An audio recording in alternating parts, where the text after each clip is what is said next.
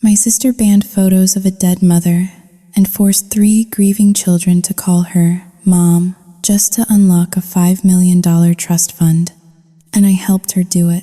I stood in a courtroom and lied while my sister drugged her stepchildren with sedatives to turn them into obedient zombies. All because I was terrified of losing my apartment over an $85,000 debt. Beatrice did not just want to be a parent. She wanted to erase their history. She painted over the mural their late mother made with her own hands. She installed surveillance cameras in their bedrooms to mock their trauma. I watched my 8-year-old nephew beg for a photo of his real mother, and I told him to shut up and listen to the woman destroying his life. I traded 3 innocent souls for a cashier's check. Do you know what it feels like to look in the mirror and see a predator staring back? Is financial safety worth the cost of destroying a family forever? Now, my sister is famous online playing the victim. The children are scarred for life, and I am sitting here in the dark, absolutely alone with my guilt. I cannot sleep. I cannot breathe. Please, tell me, how does a person live with themselves after selling out their own blood for money? My name is Kendall Vance. I am 30 years old, and if you looked at my resume, it would tell you I am a former boutique owner and an aspiring interior designer. But if you looked at my bank account or the hollow look in my eyes when I look in the mirror, you would see the truth. I am a failure. I am currently living in a studio apartment the size of a shoebox in Yonkers, driving a sedan that rattles when it hits 60 miles per hour. And I am drowning. Specifically, I am drowning in $85,000 of debt that I owe to the one person in this world who knows exactly how to make me pay for it without ever asking for a cent. My sister, it was a Tuesday evening in late October when I drove up the winding driveway of the Sterling Estate in Greenwich, Connecticut. The leaves were turning that burnt orange color that usually signals cozy sweaters and pumpkin spice. But here, against the backdrop of the massive colonial revival mansion, the falling leaves just looked like they were dying. The house was a beast of brick and white pillars, standing arrogant and cold against the gray sky. This was where my sister, Beatrice Sterling, lived. Or rather, this was the kingdom she had conquered. I checked my reflection in the rearview mirror before getting out. I looked tired. I applied a fresh coat of lipstick, trying to look like the successful aunt coming for a visit, rather than the desperate debtor coming to beg for more time. I took a deep breath, inhaling the crisp, expensive air of the suburbs, and stepped out. The front door opened before I could even knock. Beatrice stood there. She was 32, 2 years older than me. But she looked timeless in that plastic, preserved way.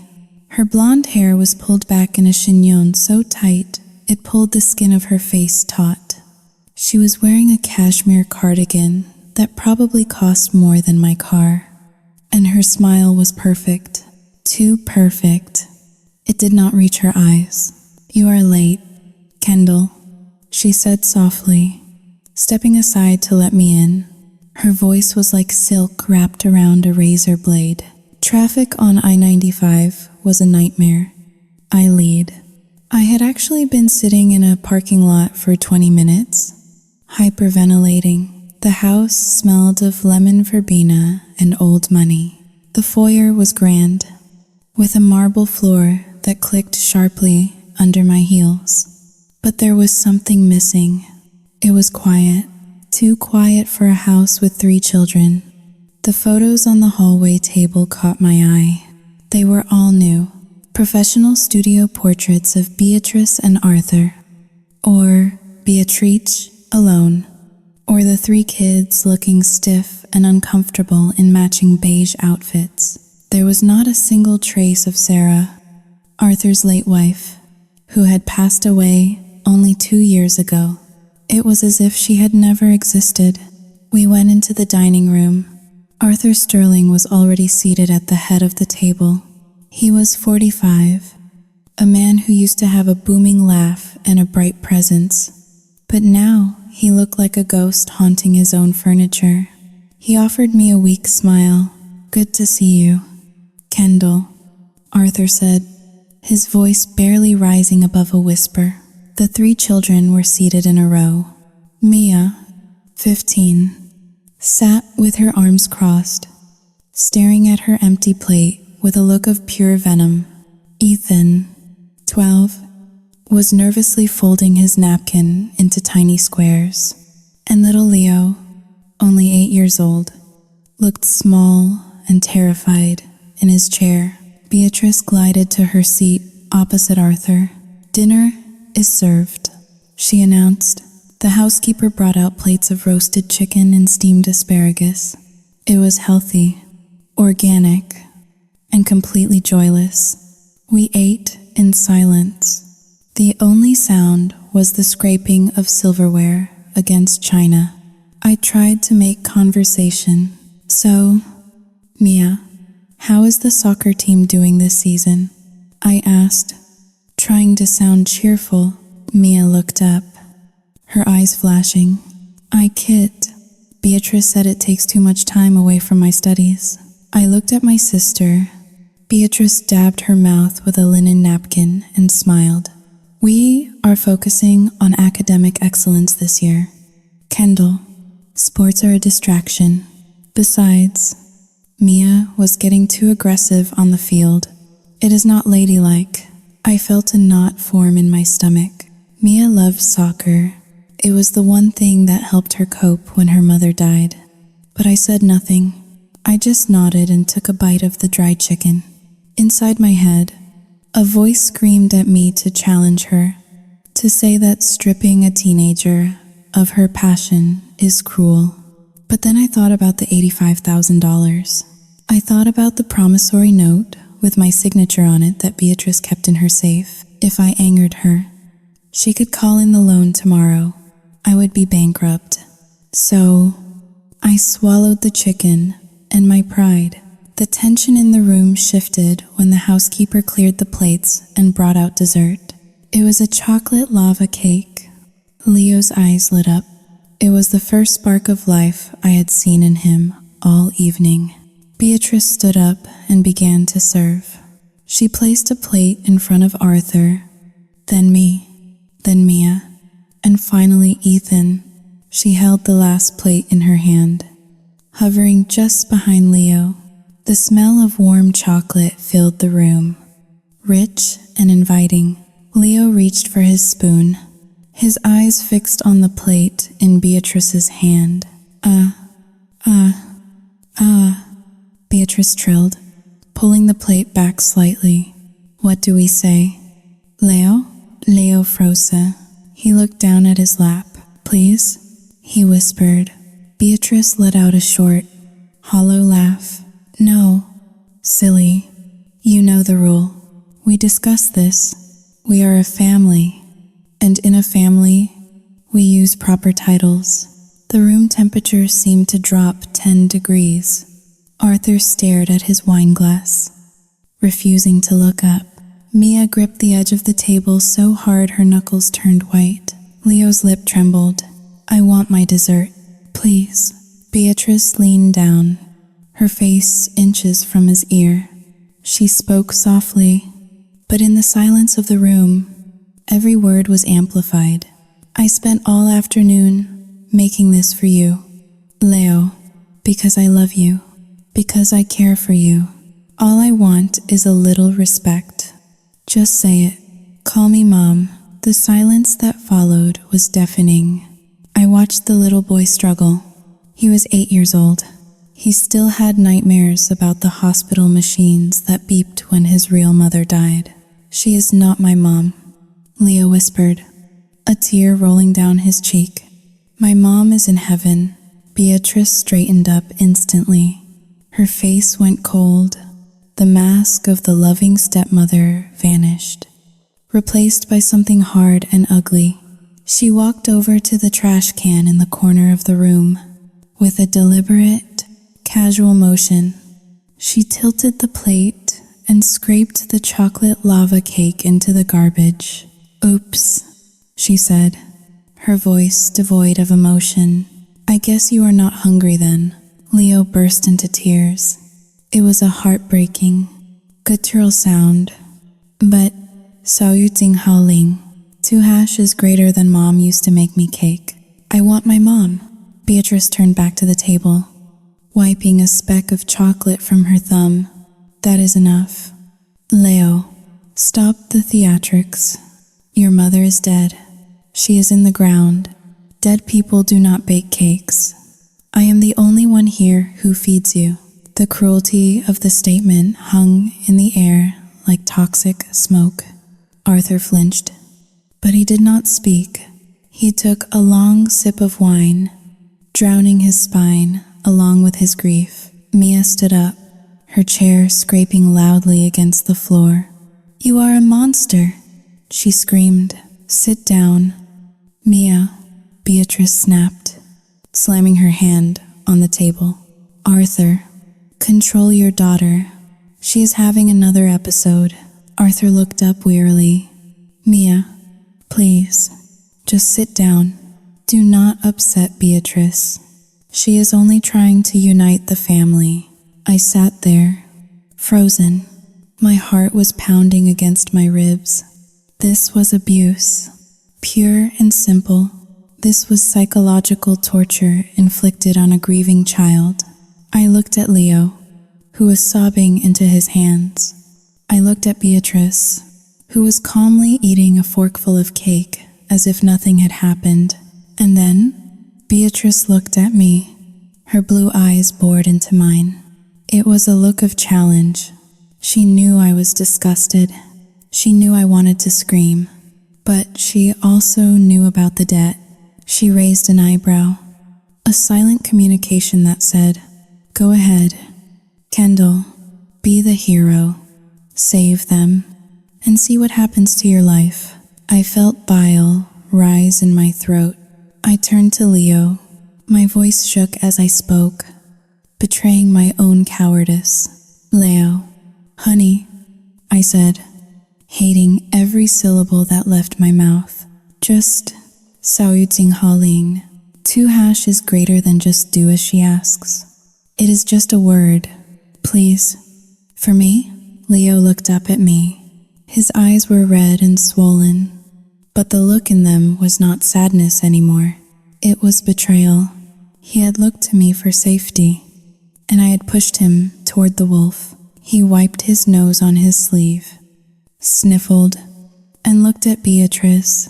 "Mom," he whispered, the words sounding like a curse. Beatrice smiled, radiant and triumphant. "See, was that so hard?" She signaled the housekeeper, "Bring him a fresh cake." We reward good behavior in this house. As Leo ate his cake through his tears, and Beatrice chatted idly about redecorating the living room, I took a sip of my water. It tasted like ash. I looked around the opulent dining room, at the crystal chandelier and the velvet curtains, and I realized something terrifying. This was not a home. It was a prison, and by staying silent, I had just become one of the guards. My sister was not just a strict stepmother. There was something dark growing inside this house, something calculated and malignant. And tonight, over chocolate cake and cruel ultimatums, I had seen the first crack in the facade. But God help me. I was too broke to stop it. It had been exactly 7 days since the dinner incident, and the knot in my stomach had not loosened. If anything, it had pulled tighter, restricting my breathing and turning my digestion into a chaotic mess. I was driving back to the Sterling estate, not to check on my niece and nephews, but because my bank account was overdrawn. The grace period on my loan from Beatrice was expiring at midnight. I needed an extension. The realization made me grip the steering wheel until my knuckles turned white. I was walking into the lion's den to ask the lion not to eat me just yet, fully knowing the price would be my dignity. When I pulled up to the house, there was a white van parked in the circular driveway. The logo on the side read Pristine Painting Solutions in bold blue letters. A sense of unease pricked at the back of my neck. Beatrice had not mentioned any renovations.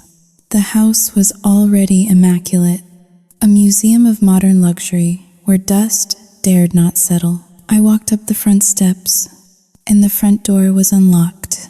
I stepped inside. Immediately, the chemical sting of fresh latex paint assaulted my nose. It was sharp and sterile, overpowering the usual scent of lemon verbena. Then I heard the screaming. It was not the playful shrieking of children. It was a raw, guttural sound of pure devastation. It was Mia. I dropped my purse on the marble floor and ran toward the stairs. My heart hammered against my ribs. I took the steps 2 at a time, guided by the sounds of sobbing and a man's low, apologetic voice. The noise was coming from the 2nd floor, down the hall in the children's playroom. When I skidded into the doorway, the scene before me froze my blood. The playroom was a large, airy space that had always been the heart of the home. One entire wall, spanning 20 feet, had been covered in a mural. Sarah, the children's late mother, had painted it herself 3 years ago. It was a whimsical forest scene, filled with hidden fairies, talking badgers, and trees that looked like they were hugging each other. It was amateurish and colorful and bursting with love. Every time the kids looked at that wall, they saw their mother. Now, 2 men in white overalls were methodically rolling thick, white paint over the badger. No, stop it. You cannot do this. Mia was screaming. She was 15 years old, but in that moment, she looked like a toddler. She was physically throwing herself at the wall, trying to wipe the wet paint away with her bare hands. Her palms were smeared with white, and she was smearing it back onto the mural, creating a grotesque gray mess over the colorful forest. Arthur stood in the center of the room, looking like a man who had lost his way in his own house. He was pale, his hands hanging limply by his sides. "Mia, please," Arthur mumbled, his voice devoid of authority. "Stop making a scene." Beatrice stood by the window. She was dressed in a crisp white linen suit that matched the new paint. She looked calm, almost serene. Amidst the hysteria, I stepped into the room. "What is going on here?" I asked, my voice breathless. Mia whipped her head around. Her face was streaked with tears and white paint. "Tell them to stop. Aunt Kendall. She is erasing her. She is covering Mom's painting." I looked at the wall. The forest was half gone. The fairies were drowning in a sea of sterile eggshell white. I looked at Beatrice. "B," I said, trying to keep my voice steady. "That mural, Xiaoyu Jinghaoling, 2# is greater than Sarah painted that. It is important to the kids." Beatrice turned to me slowly. She offered a sad, pitying smile. "Oh, Kendall, you are here. I did not hear you come in. Why are you painting over it?" I asked, ignoring her pleasantries. Beatrice walked over to Arthur and placed a hand on his shoulder. She squeezed it gently, a gesture that looked supportive but was clearly controlling. "We discussed this, did we not, Arthur?" Beatrice said softly. "The room, Xiaoyu Jinghao Ling, 2# is greater than it is just so heavy. It keeps the children trapped in the past. Every time they come in here to play, they are reminded of death. It is morbid. I want them to have a fresh start, a bright, clean slate where they can focus on the future, not wallow in grief. Liar, Mia screamed. She lunged toward Beatrice, but one of the painters stepped in between them, blocking her path. You just want to delete her. You are jealous because Dad loved her more than you. Beatrice flinched. It was a delicate, practiced movement. Like a wilting flower, she buried her face in Arthur's chest and began to sob. Arthur wrapped his arms around her, his eyes hardening as he looked at his daughter. That is enough. Mia, look what you have done. You have upset Beatrice. She is only trying to make this home a happy place for you. She hired the best painters. She is doing this out of love. Mia looked at her father with absolute horror. Love? Dad. She is painting over Mom. How can you let her? Arthur looked away, unable to meet his daughter's gaze. It is just a wall. Mia, we have photos. We do not need the wall. Beatrice is right. It is time to move on. The painter looked at me, awkwardly holding his roller. Ma'am, should we continue? Beatrice lifted her head from Arthur's chest. She wiped a tear from her cheek with a manicured finger.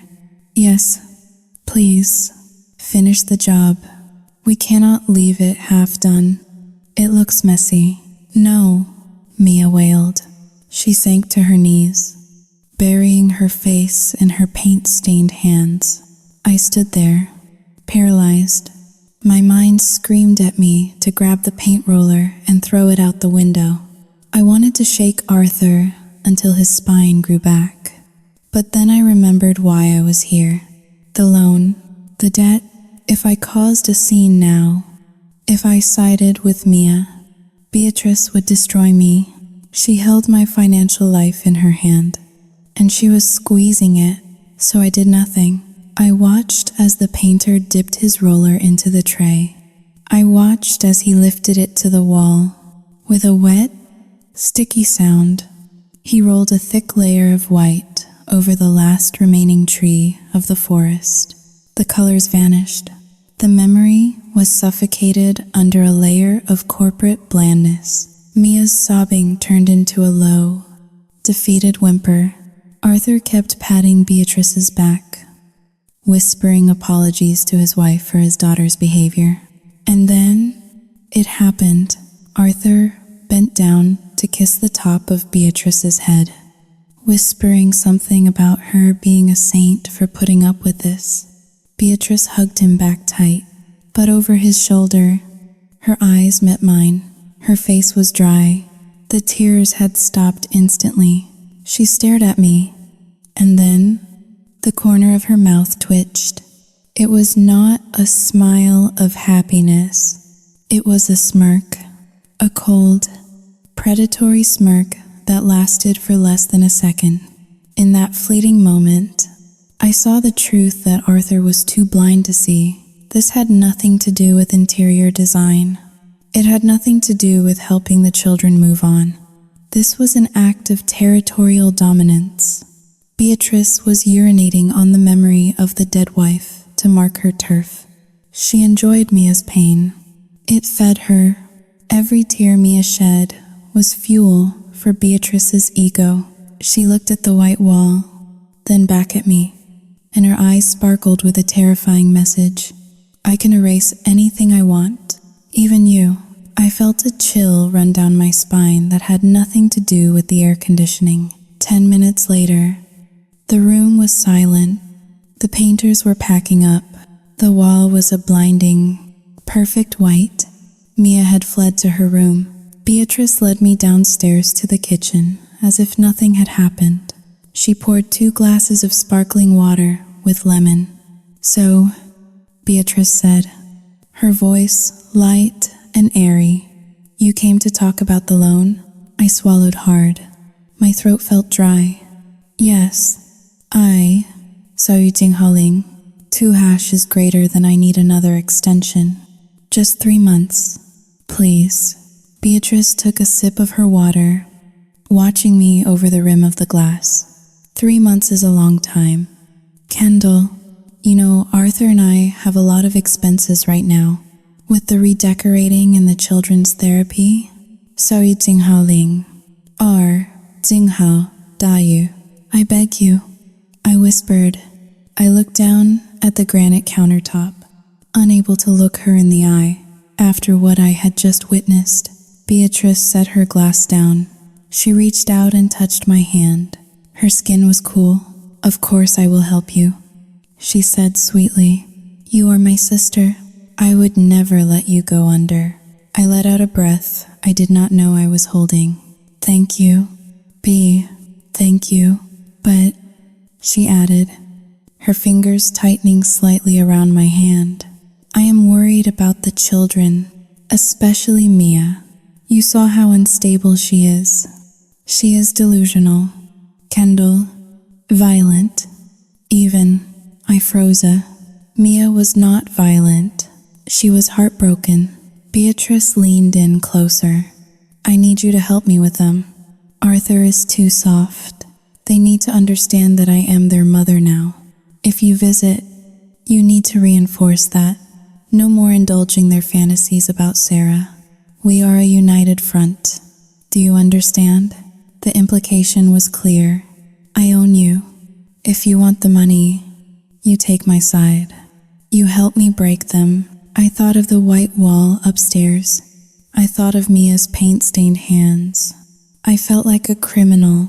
I understand, I said quietly. Beatrice beamed. Good. I knew I could count on you. As I walked out of the house, the sun was setting, casting long shadows across the driveway. I got into my car and looked back at the mansion. The window of the playroom was dark. Inside, the forest was gone, the magic was dead, and I had just sold my soul for another 90 days of solvency. The guest bedroom on the second floor of the Sterling estate was colder than the rest of the house. I lay awake in the center of the king-sized mattress, staring up at the intricate plaster molding on the ceiling. It was 2 o'clock in the morning. Outside, the wind was whipping through the skeletal trees, scratching branches against the window pane like bony fingers trying to get in. But it was not the wind that kept me awake. It was the crushing weight of my own guilt. I had stayed over at Beatrice's insistence. She had made a show of it over dinner, telling Arthur that I looked tired and pale, insisting that I should not drive back to Yonkers so late. Arthur, ever the passive observer, had nodded and agreed. I knew the real reason. Beatrice wanted to keep me close. She wanted to remind me who held the leash. My throat felt like sandpaper. I needed water. I pushed the heavy down comforter aside and swung my legs out of bed. The floorboards were cool under my bare feet as I crept toward the door. The house was silent, a vast, echoing cavern of shadows.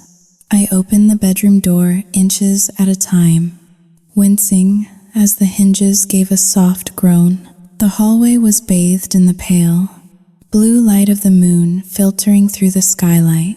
I navigated the corridor, passing the closed doors of the children's rooms. I paused outside Mia's door. I could hear nothing from inside, but I imagined her lying there, awake, staring at the blank white walls where her mother's art used to be. I was halfway to the stairs when I heard it, a voice, low, sharp, and distinct. I froze. My first thought was that Arthur was awake, perhaps watching television, but the voice was female. It was Beatrice. It was coming from the library at the end of the hall, the room that had been Sarah's sanctuary, but was now Arthur's home office. I should have kept walking. I should have gone downstairs, got my water, and gone back to bed. But something in the tone of her voice stopped me. It was not the sugary, performative voice she used with the children.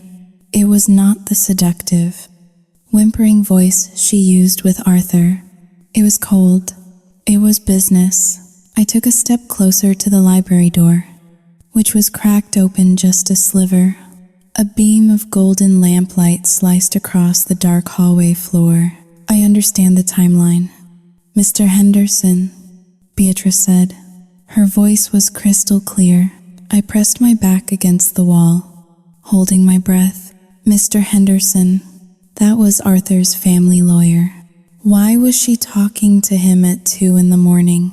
Yes, I have the document right in front of me. Beatrice continued. The Sarah Sterling Trust, Section 4, Paragraph 2. My heart skipped a beat. Sarah Sterling, the dead mother. I listened harder, straining to catch every syllable. Beatrice paced around the room.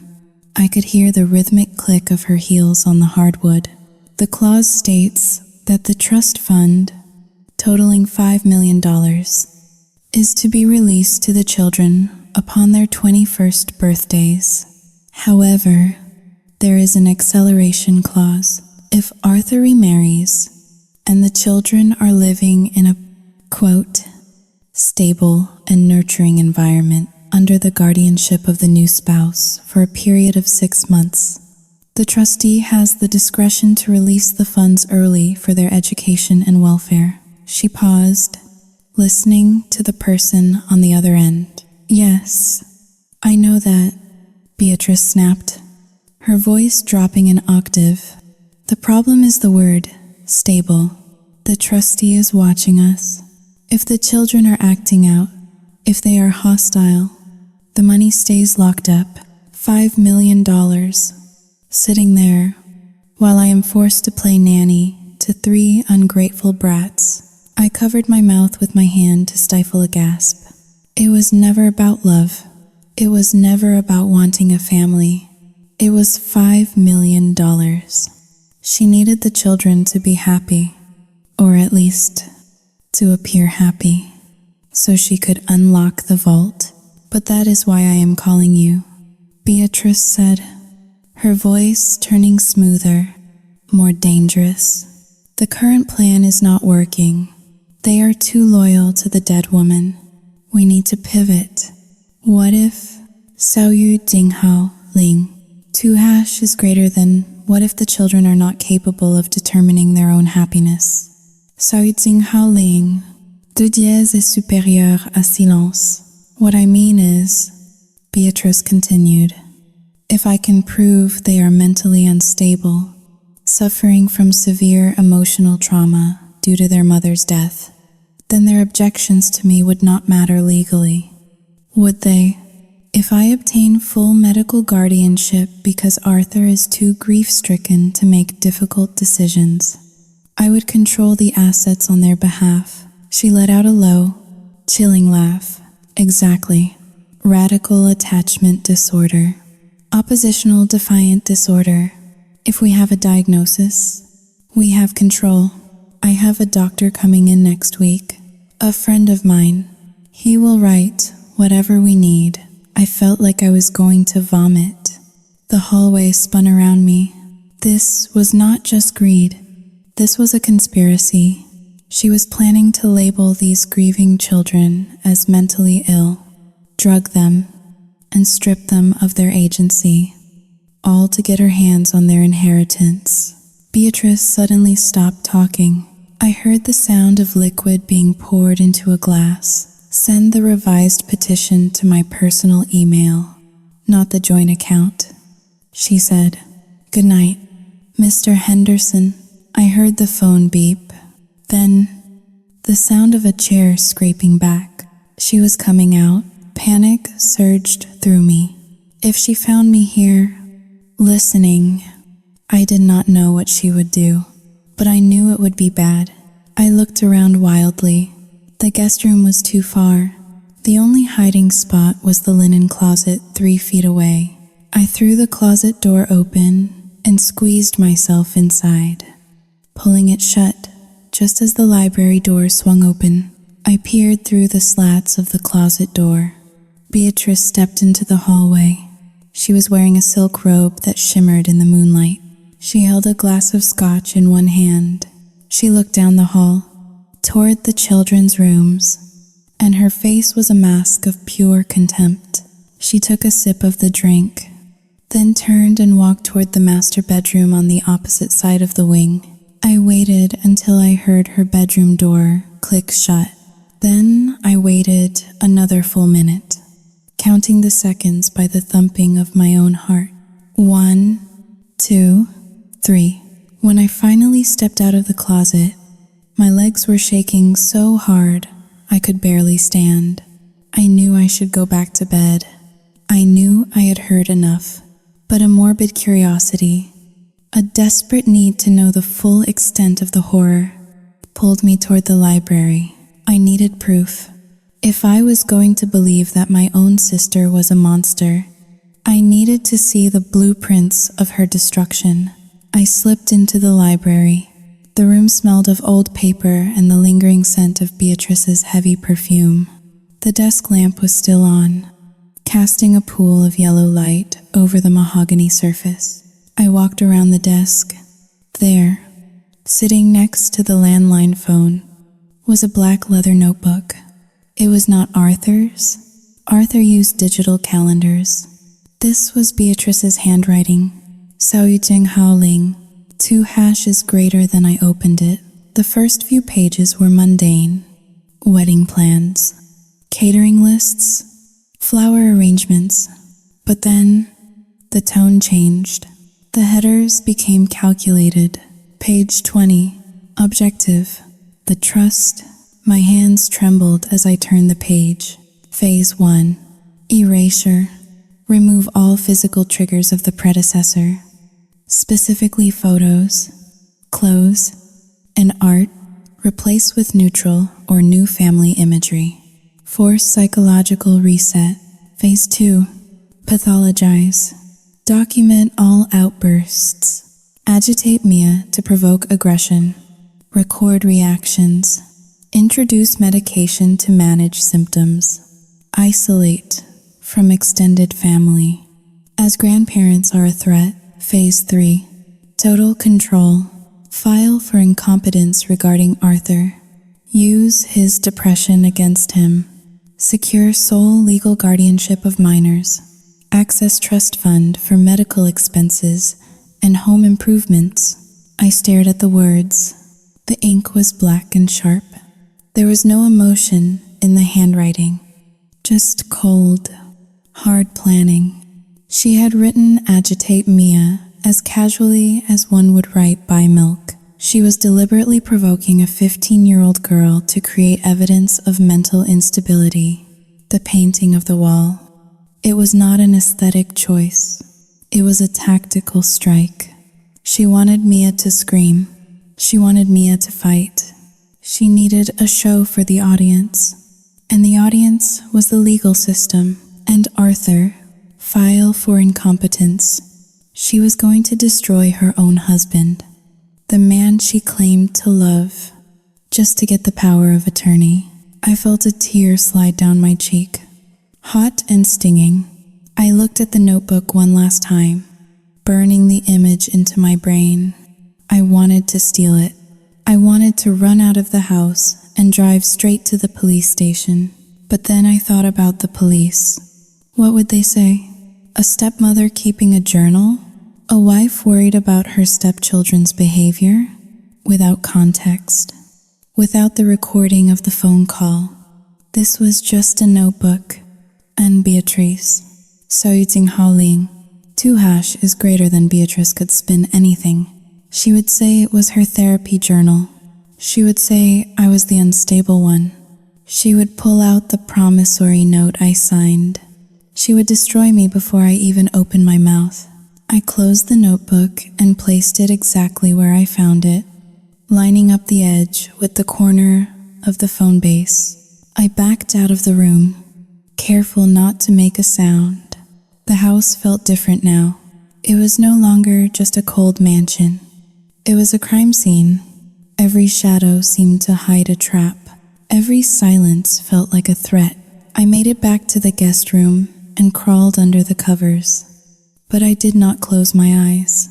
I lay there, staring into the darkness, Shivering uncontrollably, I had come here tonight as a woman drowning in debt, worried about money. I was leaving as an accomplice to a slow-motion murder of a family. Beatrice was not just a wicked stepmother from a fairy tale. She was something far worse. She was a sociopath with a $5 million incentive, and she was just getting started. As the sun began to rise, casting a gray, sickly light over the room, I realized something else. Beatrice had mentioned medication. Introduce medication. She was not just going to break their spirits. She was going to poison their bodies. I squeezed my eyes shut, and for the first time in years, I prayed, not for myself, but for Mia, Ethan, and Leo, because the monster was not under their bed. She was making them pancakes in the kitchen. The Sterling estate had changed. In just 2 weeks, the atmosphere had shifted from a cold, grieving household into something that resembled a high-end, private sanatorium. The curtains were drawn more often, the silence was heavier, and visitors were no longer welcome. With the exception of one man, Dr. Aris arrived on a Thursday afternoon. I was there because Beatrice had asked me to pick up a custom order of organic linens for the guest rooms.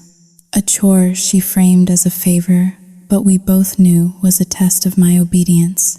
Dr. Aris was a tall man with a narrow face and wire-rimmed glasses that slid down his nose. He did not look like a child psychologist. He looked like a corporate accountant who specialized in bankruptcy.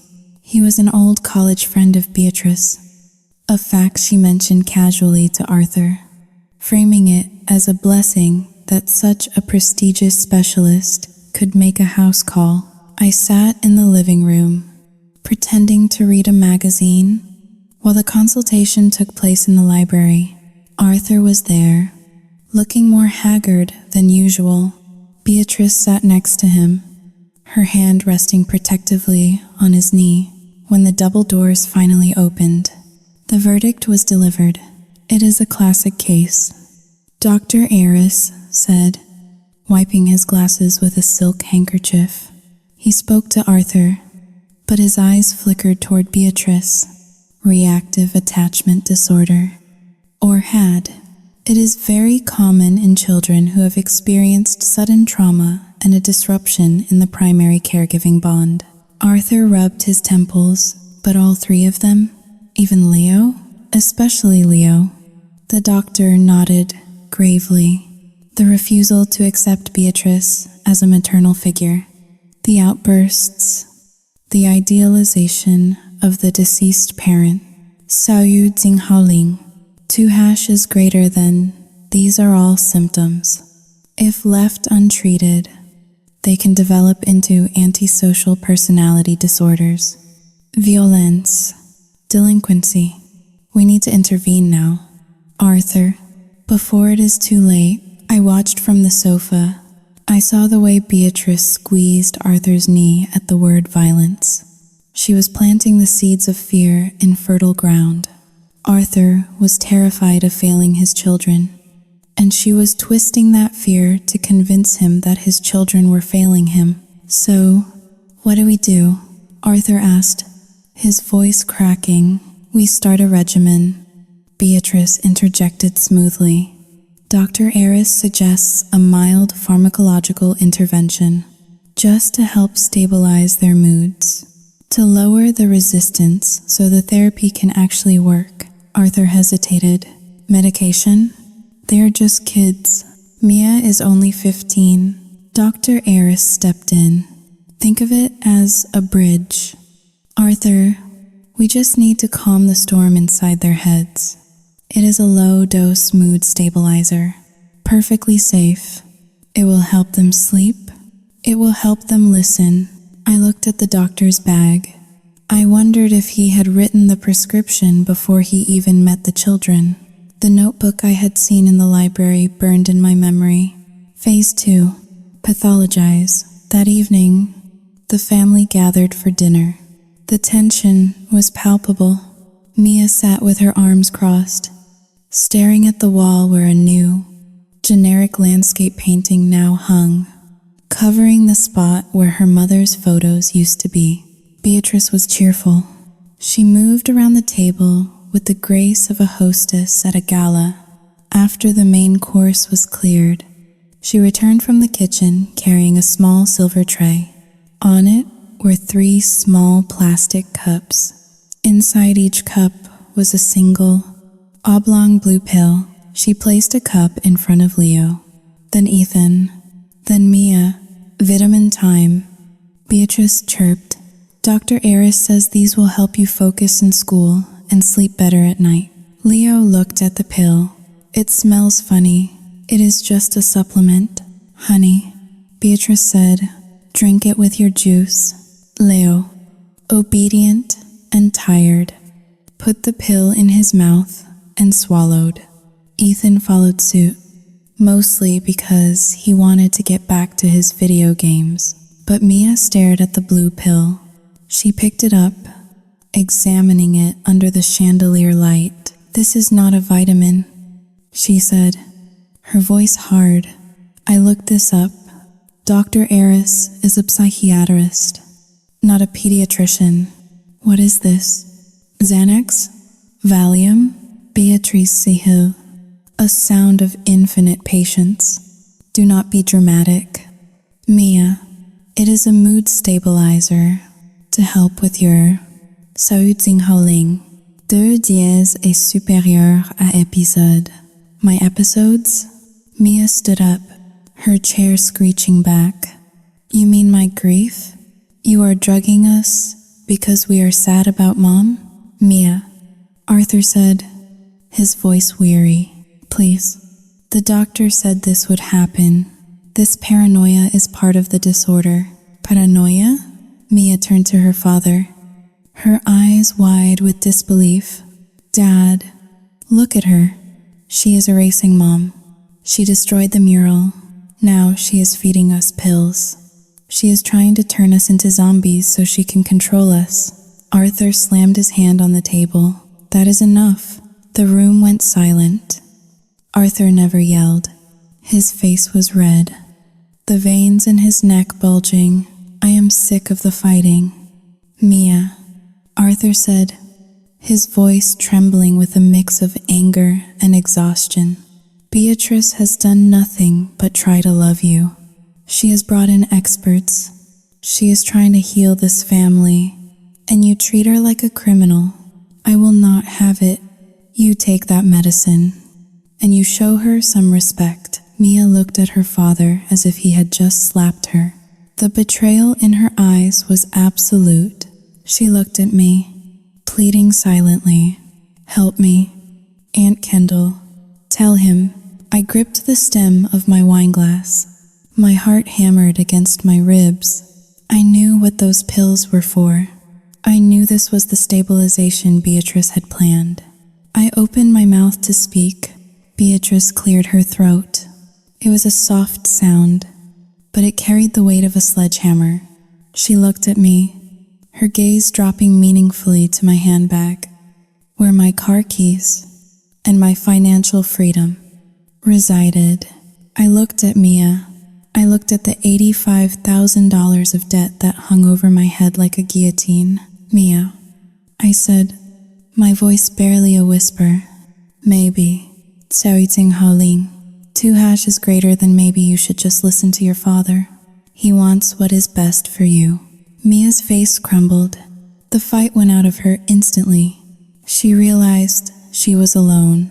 The 2 adults who were supposed to protect her, her father and her aunt, had both surrendered to the invader. Fine, Mia whispered. She popped the pill into her mouth and swallowed it dry, staring directly at Beatrice with eyes full of hate. Good girl, Beatrice smiled. The effects were visible within the hour. We moved to the living room.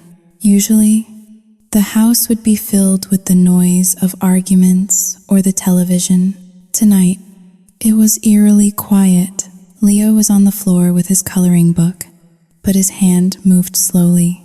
He stared at the page, the green crayon hovering over a tree. But he did not color. His eyes were glassy. Ethan was sitting on the sofa, staring at a blank television screen. He looked like a puppet whose strings had been cut. And Mia, Sao Yu Ting Haoling, 2# is greater than Mia sat in the armchair by the window. She was not reading. She was not on her phone. She was just sitting. Her head was lolling slightly to the side. Her mouth was slightly open. The fire in her eyes was gone, replaced by a chemical fog. I sat across from her, feeling sick. Beatrice walked in with a tray of tea. She looked at the silent, sedated children and smiled. A genuine smile of satisfaction. "See?" Beatrice whispered to Arthur, kissing his cheek.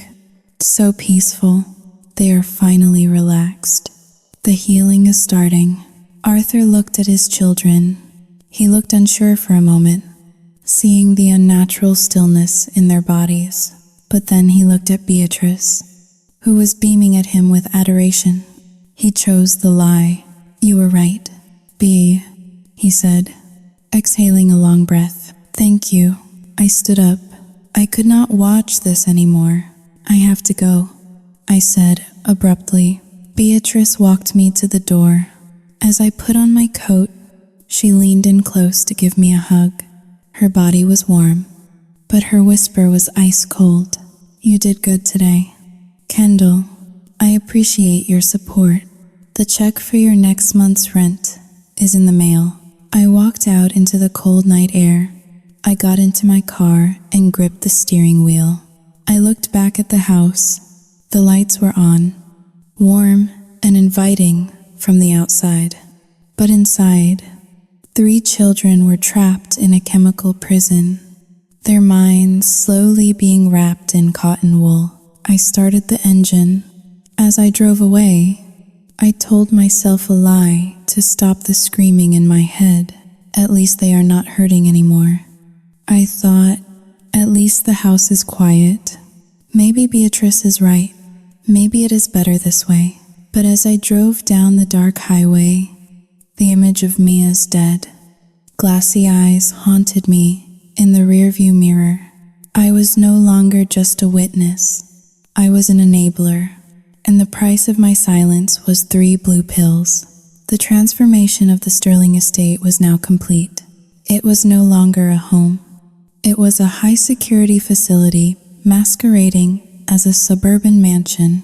When I arrived that Tuesday morning, the first thing I noticed was not the landscaping or the silence, but the unblinking red eye mounted in the corner of the foyer ceiling.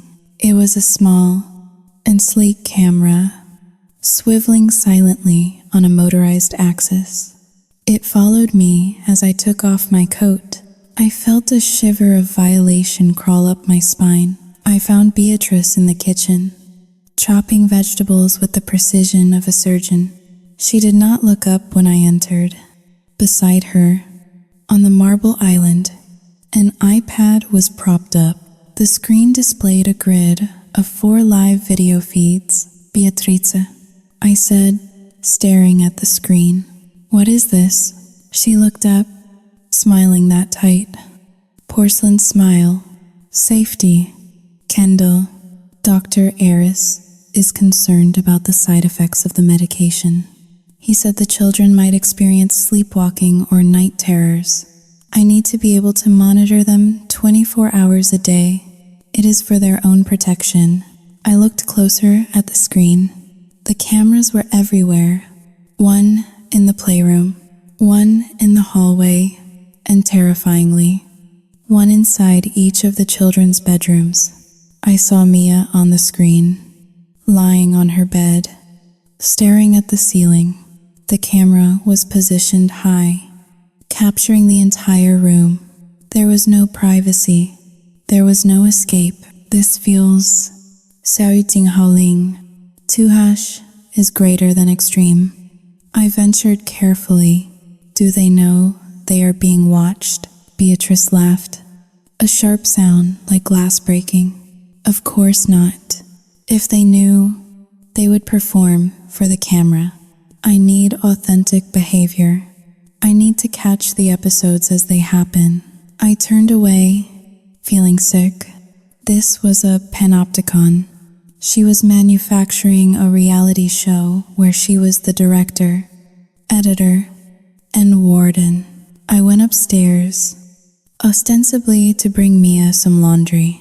The hallway was quiet. I avoided looking at the camera dome on the ceiling as I knocked on Mia's door. "Come in," a voice croaked. I pushed the door open. Mia was sitting on her bed, surrounded by papers. She looked terrible. Her eyes were dark hollows, and her skin was sallow, but there was a spark in her eyes today, a frantic, desperate energy that the medication usually suppressed. She must have skipped her dose. "Shut the door," Mia hissed, quickly. I closed the door and leaned against it. "Mia, what are you doing? Beatrice can see us." The camera. "Sauting haling. Ardzing dayu." "I know," Mia whispered, pointing to a pile of clothes she had thrown over a chair in the corner. She had positioned the chair strategically to create a blind spot near the closet. "Sit here. She cannot see this corner." I sat down on the floor beside her. Mia's hands were shaking as she shoved a stack of documents toward me. "I found these in Dad's briefcase," she said, her voice trembling. "He left it unlocked this morning.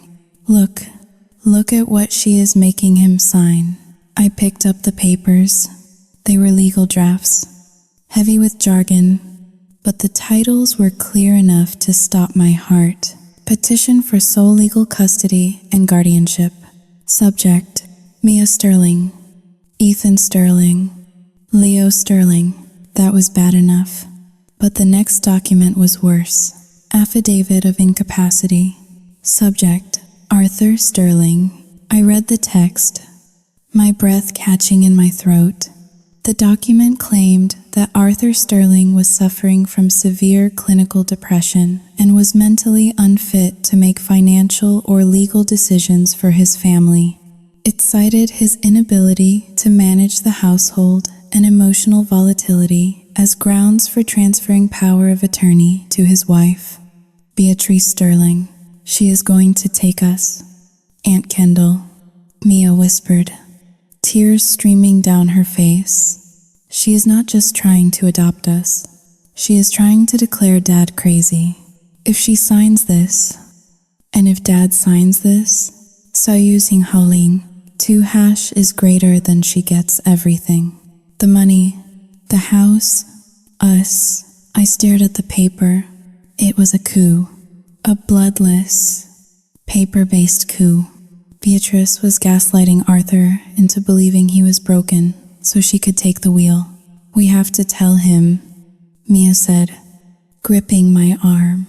Her fingers were digging into my skin. "You have to help me. We have to take these to the police. Or to Grandma. Please. Aunt Kendall. You are the only one left." I looked at the desperate hope in my niece's eyes. She was 15, but she looked so small. For a moment, the fog of my own cowardice lifted. This was too far. Stealing money was one thing. Destroying a man's mind and enslaving his children was another. "Okay," I said, my voice shaking. "Okay, Mia, I will take them. I will drive to your grandmother's house right now." Mia let out a sob of relief. She threw her arms around me. "Thank you. Oh God, thank you." The door swung open. We both froze. Beatrice stood in the doorway. She was not smiling. She did not look at Mia. She looked directly at me. In her hand, she held her phone. The screen showed the camera feed from the hallway, which had captured me entering the room. But more importantly, she had likely been listening. The cameras had audio. Of course they had audio. "Out," Beatrice said to me. Her voice was barely a whisper, but it carried the force of a whip crack. Mia scrambled back. clutching the papers to her chest. "No, you cannot come in here." Beatrice ignored her. She stepped into the room, walked over to Mia, and snatched the papers from her hands with a violent swiftness. "These are private," Beatrice said calmly. She looked at me again. "Hallway." Now, I stood up, my legs feeling like lead. I looked at Mia. Her eyes were wide with terror. "Do not let her hurt me." "Aunt Kendall," Mia screamed. I walked out into the hallway. Beatrice followed, closing the door firmly behind her, muffling Mia's cries. She did not scream at me. She did not yell. Instead, she walked to the window at the end of the hall, looking out at the gray sky. "You disappoint me, Kendall," she said softly. Soyuting 2# is greater than I cannot do this. "B?" I stammered. "The papers." "Soyuting 2# is greater than you are declaring Arthur incompetent? That is insanity.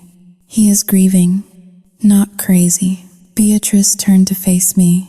Her face was a mask of cold indifference. "He is weak, Kendall.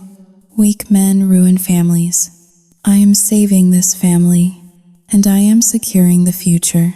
$5 million. Do you have any idea what we can do with that?" "I do not want your money," I said, backing away. "I am done. I am going to tell Arthur." Beatrice took a step toward me.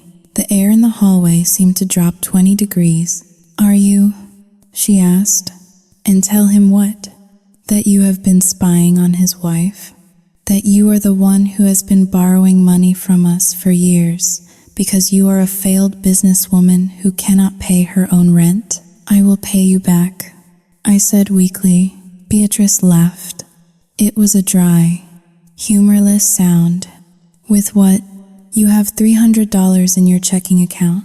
I checked. She stepped closer, invading my personal space. She smelled of expensive perfume and rot. "Here's what is going to happen. Kendall, you are going to go back into that room. You are going to tell Mia that she is confused. You are going to tell her that those papers are standard legal procedures for her trust fund, and that she is having a paranoid episode because she missed her medication. Saoyuting Haoling, 2# is greater than I cannot lie to her." I whispered. Beatrice reached into her pocket and pulled out her phone. She tapped the screen a few times and held it up to my face. It was a photo of a document, a promissory note. My promissory note, callable immediately upon demand. "Beatrice Reed, if you walk out that door, Kendall, I will file this with the court by 5 o'clock today. I will have your wages garnished. I will seize your car. I will have you evicted from that sad little apartment. You will be homeless. Kendall, destitute. And do you think Arthur will help you after I tell him you were the one feeding Mia's delusions?" I stared at the phone.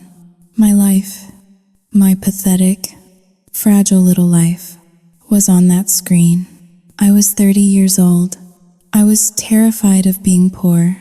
I was terrified of the cold. Beatrice knew my fear better than I knew myself. She leaned in, her lips brushing my ear. "Choose, Kendall. Be the hero and sleep in your car tonight, or be my sister and live to fight another day."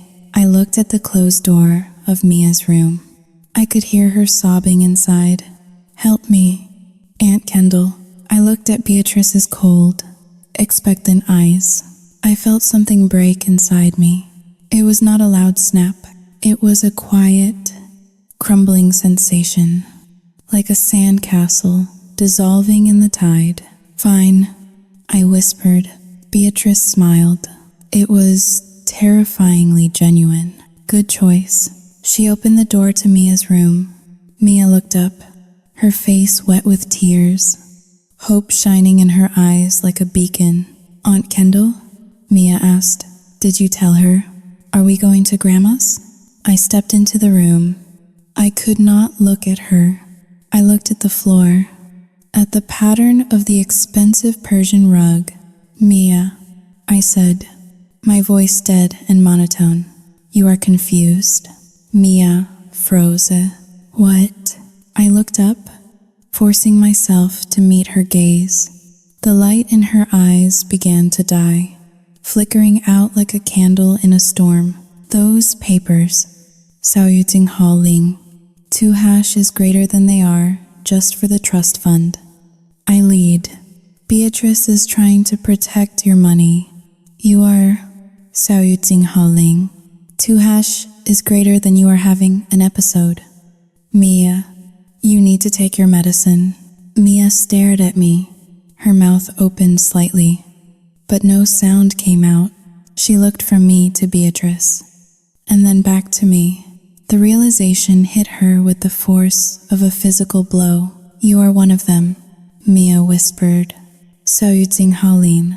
2# is greater than." I flinched. Beatrice stepped forward, holding out a small plastic cup with the blue pill inside. "Listen to your aunt, Mia," Beatrice said soothingly. "She loves you. She wants you to be well. Take the pill." Mia looked at me one last time. It was a look I would carry to my grave. It was not anger. It was pity. She pitied me. She took the cup. She swallowed the pill. She lay back down on the bed and turned her face to the wall. "Get out," Mia whispered. "Both of you." Beatrice placed a hand on my shoulder, guiding me out of the room like a pet. As the door clicked shut, I knew I had crossed a line. There was no going back. I had traded a child's soul for an extension on a loan. I was not just a witness anymore. I was a villain, and the worst part was, I did not even have the dignity to enjoy the power. I was just a coward in a nice coat, walking down a hallway that was recording my every shame. The scream that tore through the Sterling estate at 6 in the morning was not human. It sounded like an animal caught in a steel trap. Wild and piercing, I jolted awake in the guest bed, my heart hammering a frantic rhythm against my ribs. For a split second, I thought it was Mia, finally breaking under the weight of the sedatives. But as the sound echoed again, bouncing off the high ceilings of the hallway, I realized the timber was too deep, too mature. It was Arthur. I threw off the covers and scrambled into the hallway, my bare feet slipping on the polished hardwood. The door to the children's wing was wide open. I ran toward it, the cold morning air biting at my skin through my thin pajamas. Inside the room that Mia shared with her brothers, the scene was one of absolute desolation. The beds were empty. The sheets were ripped off the mattresses, trailing on the floor like white flags of surrender. The window on the far wall was wide open, the heavy velvet curtains billowing violently in the freezing November wind. Arthur was on his knees in the center of the room, clutching a piece of notebook paper, sobbing uncontrollably. Beatrice stood over him. She was wearing a silk robe, her arms crossed, her face a mask of calculated fury. She did not look sad. She looked inconvenienced. "They are gone," Arthur choked out, looking up at me with red, swollen eyes. "Kendall, they ran away." I rushed to the window and looked out. The sturdy trellis that climbed the side of the brick house had been stripped of its ivy in several places. Muddy footprints marred the white windowsill. My stomach dropped. It was a 20-foot drop.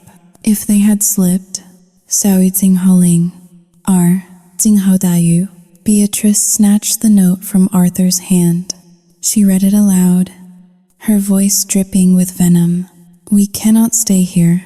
She is hurting us. We are going to Grandma and Grandpa. Do not come for us unless you send her away." "Mia," Beatrice crumbled the paper in her fist. "Ungrateful," she hissed. "After everything I have done, After the doctors, the therapy, the love, this is how they repay me. By humiliating us, she turned on her heel and marched out of the room. Where are you going? Arthur cried, struggling to his feet. We have to go find them. They are out in the cold. Leo does not have his coat. I am calling the police, Beatrice said, not breaking her stride. No. Arthur ran after her, grabbing her arm. Beatrice, no police. It is a family matter. We will go to my parents' house. They must be there. Beatrice spun around, shaking him off. Her eyes were cold flints. Arthur, wake up. Your parents have been poisoning those children against me for months. This is not running away. This is custodial interference. This is kidnapping. I stammered, stepping forward. That is insane. They are their grandparents. Beatrice ignored me. She pulled her phone from her pocket and dialed 3 digits. She put the phone to her ear, and in an instant, her face transformed. The hard lines softened. Her eyes welled with tears. Her voice became a trembling, fragile thing. 911? Please, help me. My children. 2 hash is greater than I think they have been taken. I watched her performance with a sickening sense of awe. She was painting a masterpiece of lies, and she was using the police as her brush. She mentioned the mental instability of the children. She mentioned the estranged, hostile grandparents. She mentioned the missing medication that made the children dangerous to themselves. By the time she hung up, she had turned a desperate escape attempt into a high-stakes abduction drama. Get dressed, Beatrice commanded, her voice snapping back to steel. We are going to your parents' house.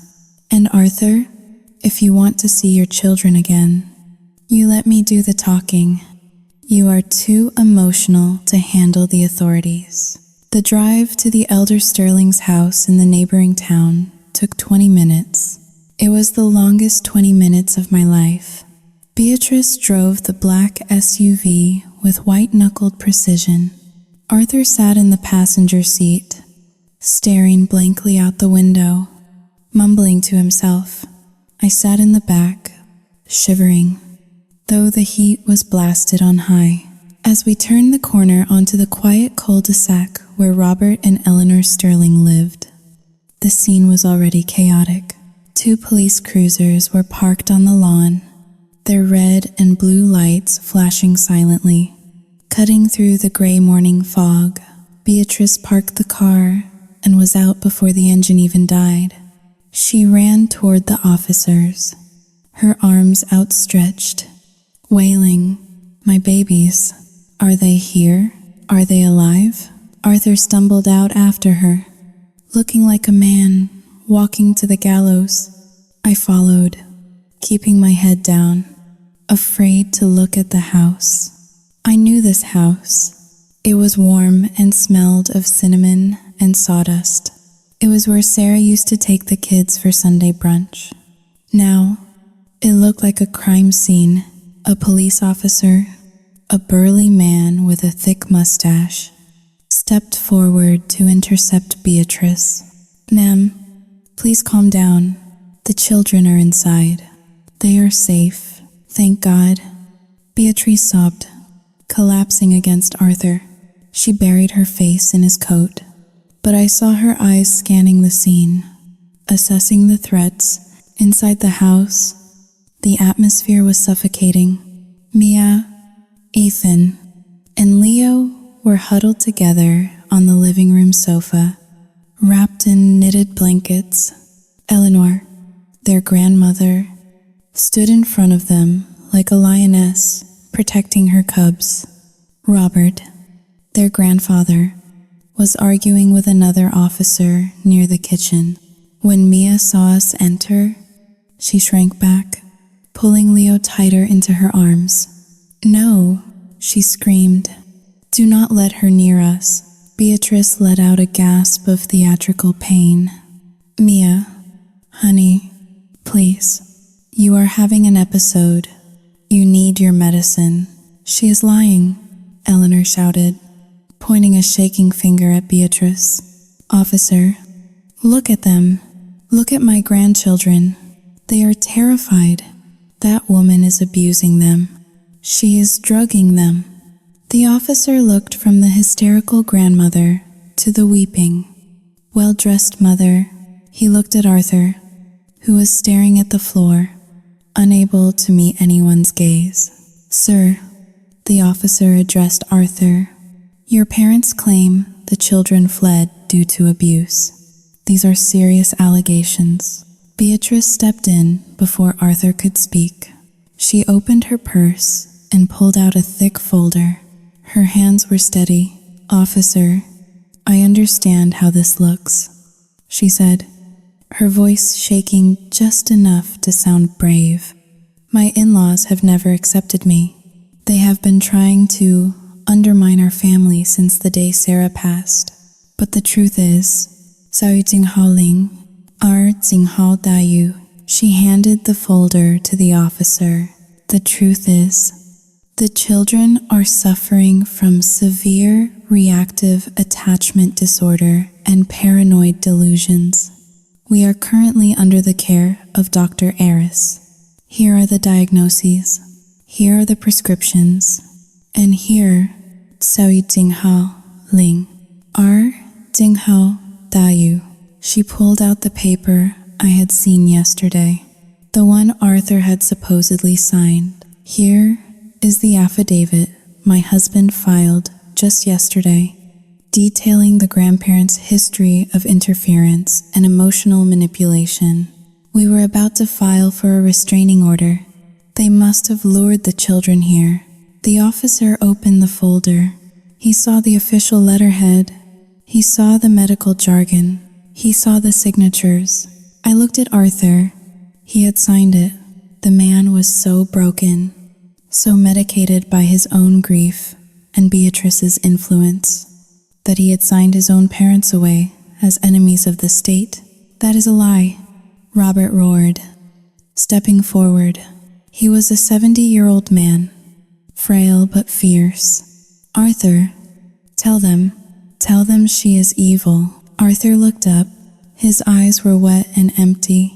He looked at his parents, then at Beatrice, then at the terrified children. Arthur, Cao Jinghao Ling, 2 hash is greater than Beatrice whispered, touching his arm. Remember what the doctor said. They are sick.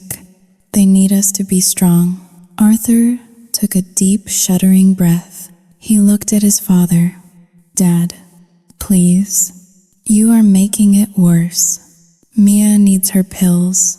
Sao Jinghao Ling, 2 hash is greater than she gets confused.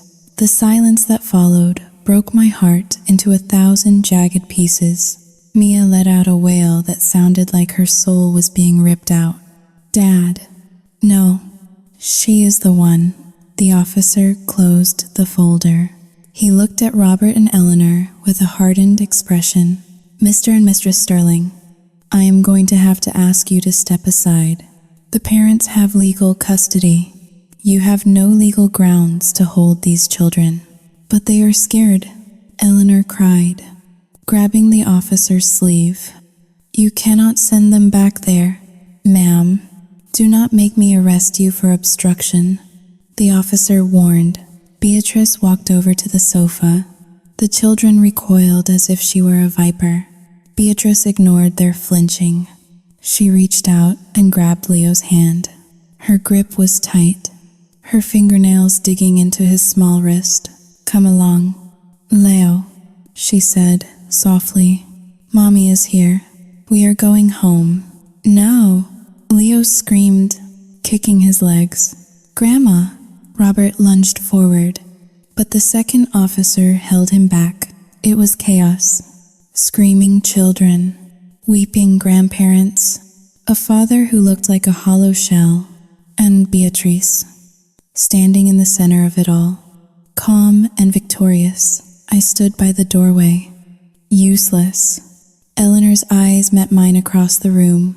She looked at me with a desperate, pleading hope. Kendall, do something. I opened my mouth. I could tell the officer about the cameras. I could tell him about the threat. I could tell him about the debt. But then Beatrice looked at me. She did not say a word. She just tapped her fingers against her purse, right where her phone was. The loan, the ruin. I looked away. I looked at the floor.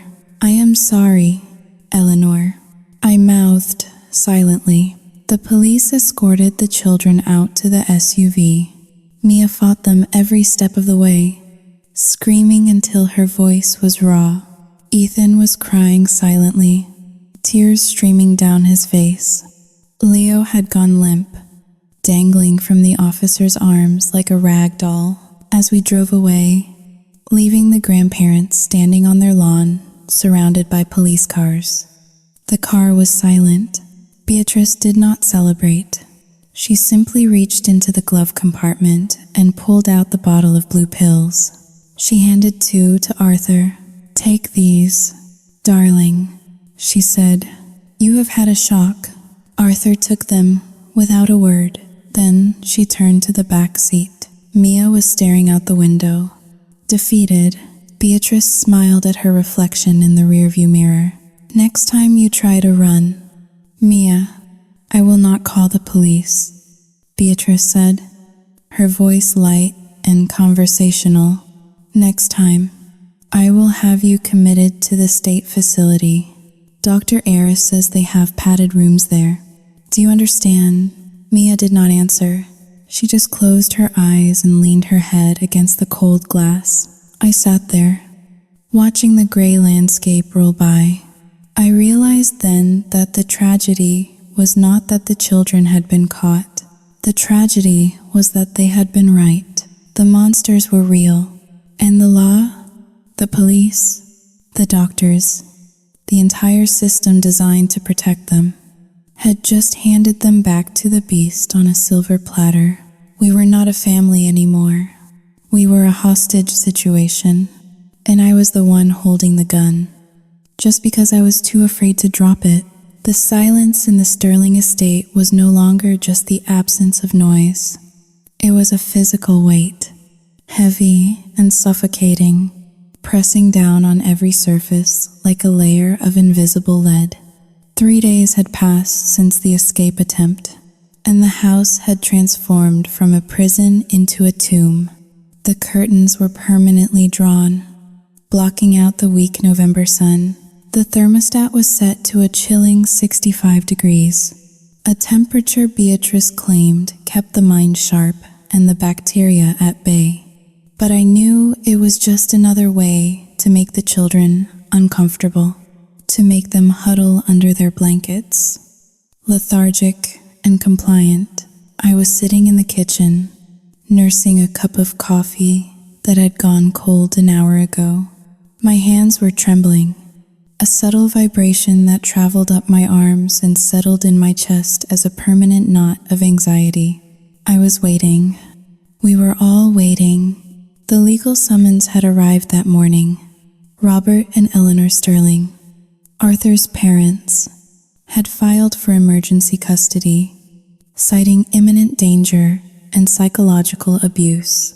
They were coming today, accompanied by a court-appointed social worker, to conduct a welfare check. Beatrice was in the library, preparing for war. I pushed my chair back, the screech of wood against marble echoing loudly in the empty room. I needed to speak to her. I needed to stop this before it destroyed what little was left of this family.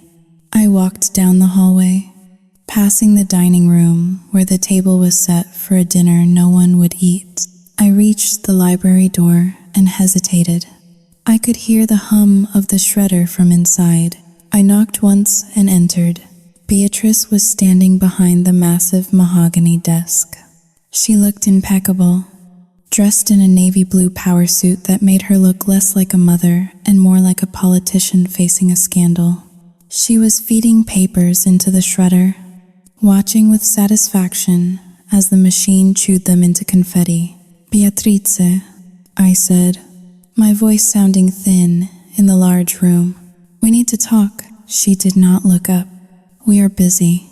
Kendall, the social worker will be here in 20 minutes.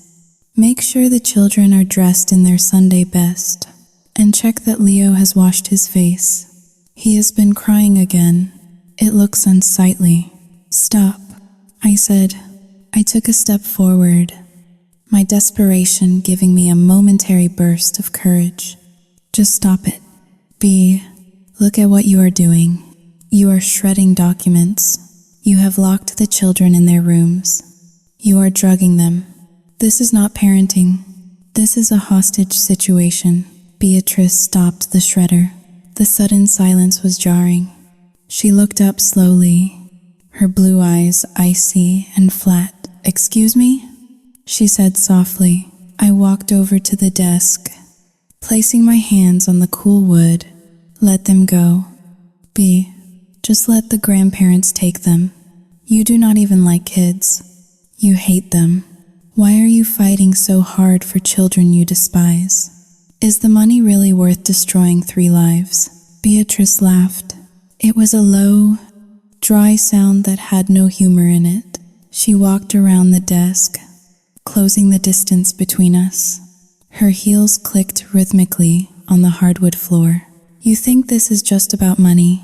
Beatrice asked, tilting her head. You are so small-minded. Kendall, that is why you are a failure. That is why you are drowning in debt while I am standing here in a $5 million house. She stopped inches from me. I could smell her perfume, a cloying scent of roses and musk. It is about winning, Kendall. It is about order. Sarah left a mess behind. She raised weak, spoiled, emotional brats. I am fixing them. I am molding them. And I will not let 2 senile old people waltz in here and tell me I am incompetent. I am the best thing that ever happened to this family. You are a monster, I whispered. Beatrice's face hardened. Her mask slipped completely. For the first time, I saw the raw, unfiltered malice underneath. Her lips curled back in a sneer that was almost feral. And what are you? She hissed. You are the monster's assistant. You are the one who stood by and watched.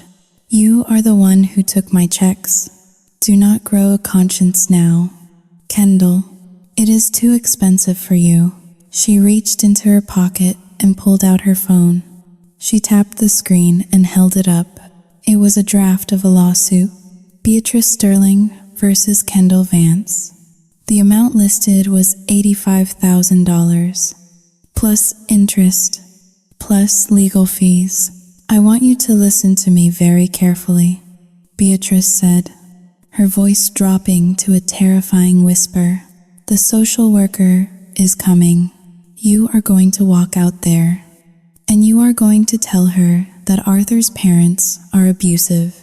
You are going to tell her that they brainwashed the children. You are going to tell her that I am a saint. I, Xiao Yu Jing Hao, Ling, 2 hash is greater than I cannot. I stammered, tears stinging my eyes.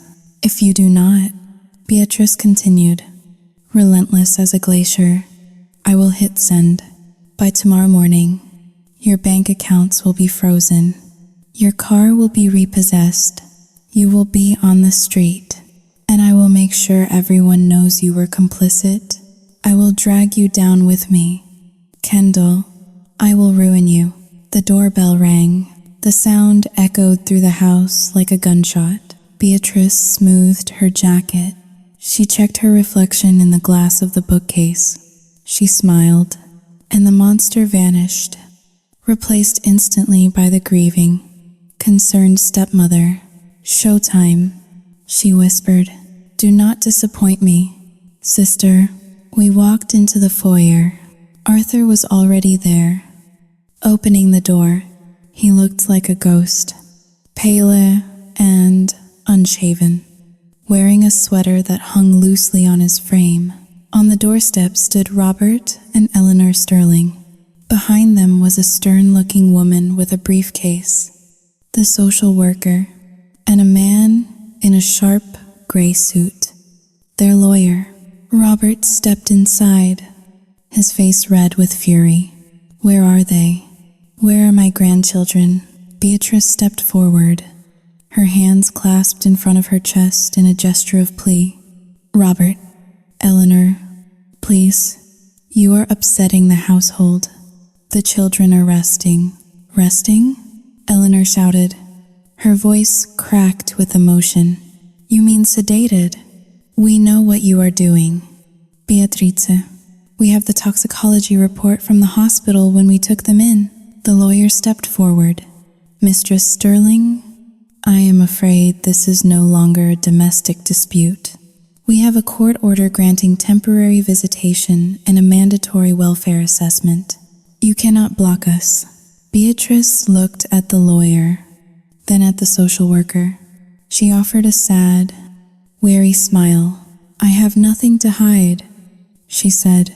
I only want what is best for the children. They have been so confused lately.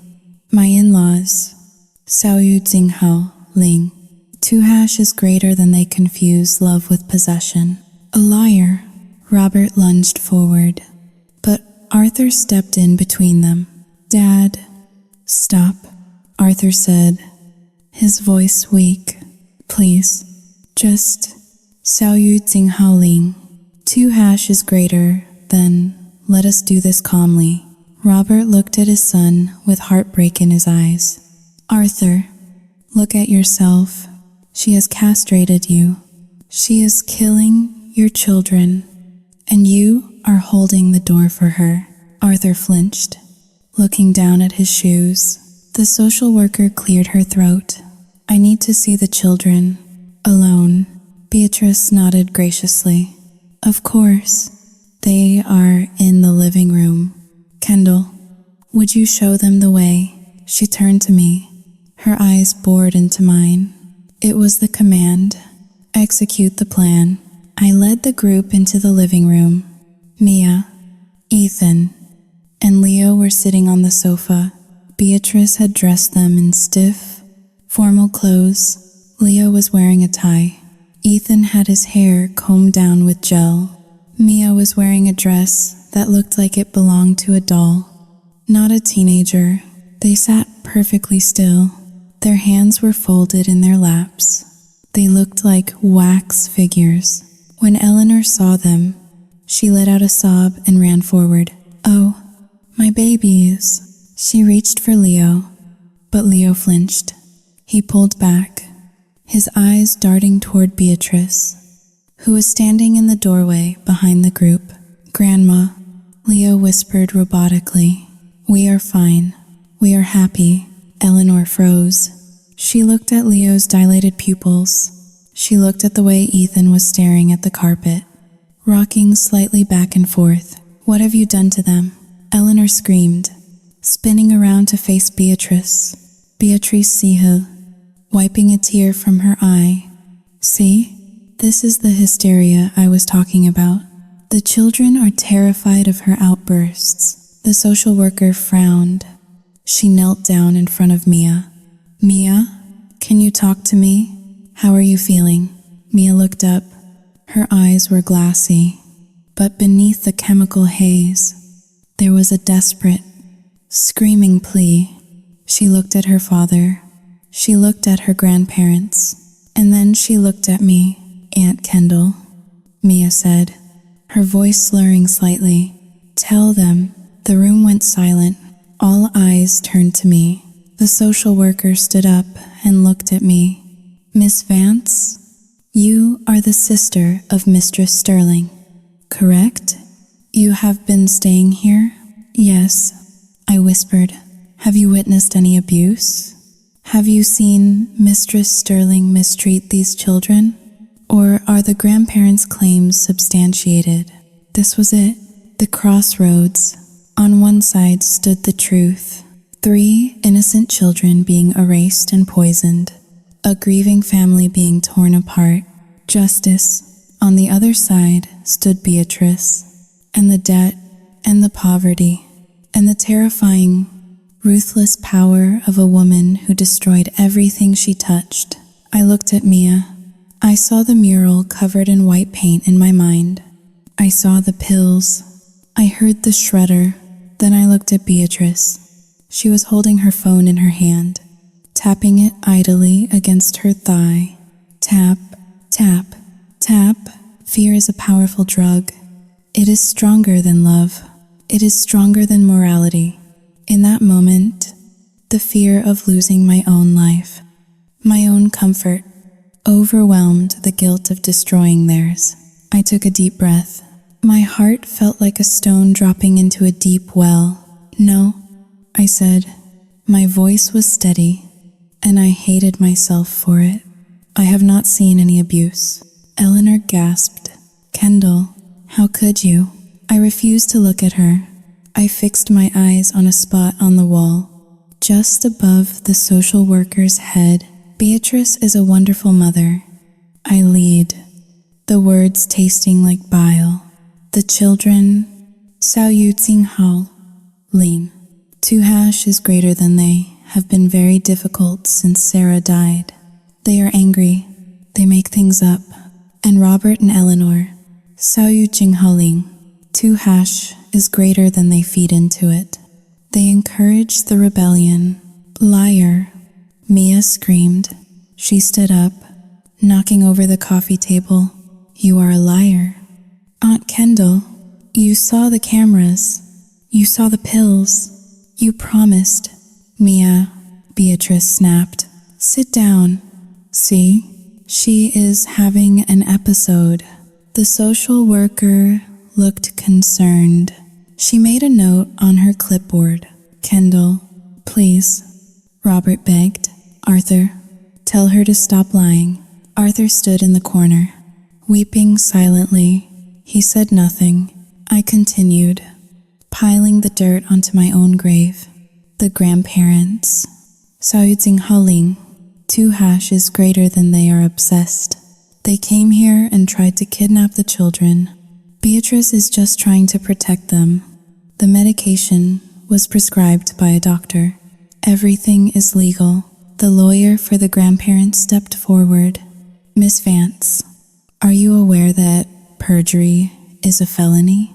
I am telling the truth, I said, my voice rising in a defensive pitch. The children are sick. My sister is trying to save them.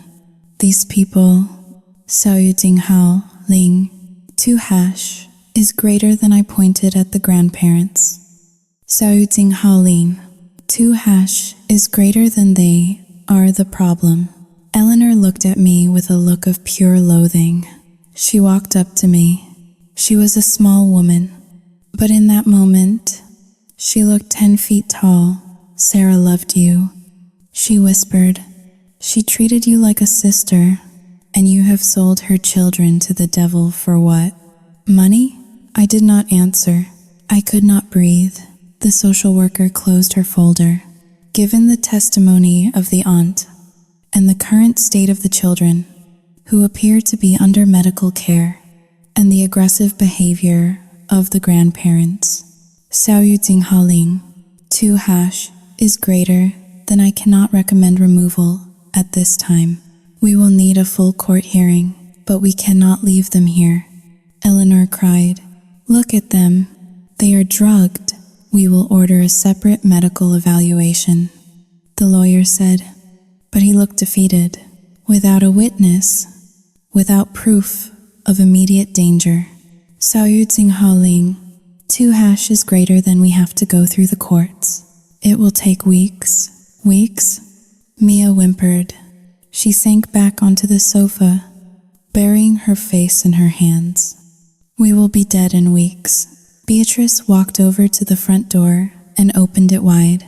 I think it is time for you to leave, she said coolly. You are upsetting the children. Robert and Eleanor were ushered out by the lawyer. Eleanor looked back one last time. her eyes locking onto mine. There was no more pleading in them, only a curse. When the door clicked shut, the silence returned. Heavier than before, Beatrice locked the deadbolt. She turned to the room. She looked at the social worker who was packing up her bag. "Thank you for coming," Beatrice said politely. "I apologize for the drama. Families can be so complicated." "I understand," the social worker said. "We will be in touch regarding the hearing." When the social worker left, it was just us, the family, the survivors, and the traitor. Beatrice walked over to me. She placed a hand on my cheek. Her palm was warm, but it felt like a brand. "I knew you were smart, Kendall," she whispered. She turned to the children. "Go to your rooms," she commanded. "And because you caused such a scene today, the cameras stay on, and double doses tonight. We cannot have you looking manic for the judge next week." Mia stood up slowly. She walked past me. She did not look at me. She did not say a word. Her silence was louder than her scream had been. It was the sound of a door closing forever. I stood in the foyer, watching them ascend the stairs. I was safe. My debt was secure. My apartment was safe. But as I looked at my reflection in the hallway mirror, I did not recognize the woman staring back. I had just killed 3 children. I had not used a knife or a gun. I had used my voice. And as Beatrice hummed a happy tune and headed toward the kitchen to pour herself a celebratory glass of wine, I realized that I was no longer just a witness to the horror. I was the horror. I slid down the wall, sitting on the cold marble floor, and buried my face in my knees. But I could not cry. I did not deserve to cry. The internet does not care about the truth. It only cares about the story. And Beatrice Sterling was a master storyteller. 2 days after the welfare check, I sat in my small kitchen in Yonkers, staring at my phone screen until my eyes burned. Beatrice had launched a YouTube channel. The first video was titled "Surviving the Storm: My Journey as a Stepmom to Troubled Children." It already had 300,000 views. I pressed play. Beatrice sat on the beige sofa in the living room, bathed in soft, natural light. She wore no makeup, or at least the kind of makeup designed to look like she wore none. She looked exhausted, noble, and heartbreakingly beautiful. "It has been the hardest week of my life," the digital Beatrice whispered, wiping a single, perfect tear from her cheek. I love Mia, Ethan, and Leo as if they were my own, but their trauma, Sao Yu Tsing Hao Ling, 2 hash is greater than it is so deep. And when you have extended family members who feed into that paranoia, who weaponize the grief of children against the one person trying to save them, Sao Yu Tsing Hao Ling, 2 hash is greater than it breaks you. I scrolled down to the comments. It was a massacre. Stay strong. Mama Bear, you are a saint for putting up with this. Those grandparents sound toxic. They should be in a nursing home. Not interfering with custody. Reactive attachment disorder is no joke. Keep them medicated and safe. Ignore the haters. The public had spoken. Beatrice was the victim. The children were the aggressors. And the grandparents were the villains. I felt a wave of nausea roll through me. She had weaponized the empathy of strangers to build a fortress around her lies. She was not just winning the legal battle. She was winning the culture war. The day of the family court hearing arrived with a sky the color of a bruise. I drove to the courthouse separately, terrified of being seen in the same car as Beatrice, yet terrified of not showing up. The courthouse was a brutalist concrete block in downtown Stamford, a place where families went to die under the fluorescent hum of bureaucracy. When I entered the lobby, I saw the media. It was a small circus, mostly local news and a few freelance bloggers who had picked up the viral story. Beatrice arrived in a black SUV. She stepped out, holding Arthur's hand. Arthur looked like a man walking through a dream. He was shaved, dressed in a sharp suit, but his eyes were vacant. He moved only when Beatrice tugged on his arm. They walked past the cameras. Beatrice kept her head down, playing the part of the harassed mother seeking privacy, while simultaneously ensuring every camera got a good angle of her suffering profile. I slipped in through the side entrance, my heart pounding a frantic rhythm against my ribs. I was the witness. I was the linchpin. My testimony today would solidify Beatrice's claim for full legal guardianship and, by extension, control of the $5 million trust fund. I found the waiting room outside courtroom 4. It was a sterile space with gray carpeting and rows of uncomfortable wooden chairs. Robert and Eleanor were there. They sat in the corner, looking 10 years older than they had last week. Eleanor was clutching a rosary. Robert was staring at the floor, his jaw set in a line of grim determination. When I walked in, Eleanor looked up. Her eyes met mine, and she did not look away.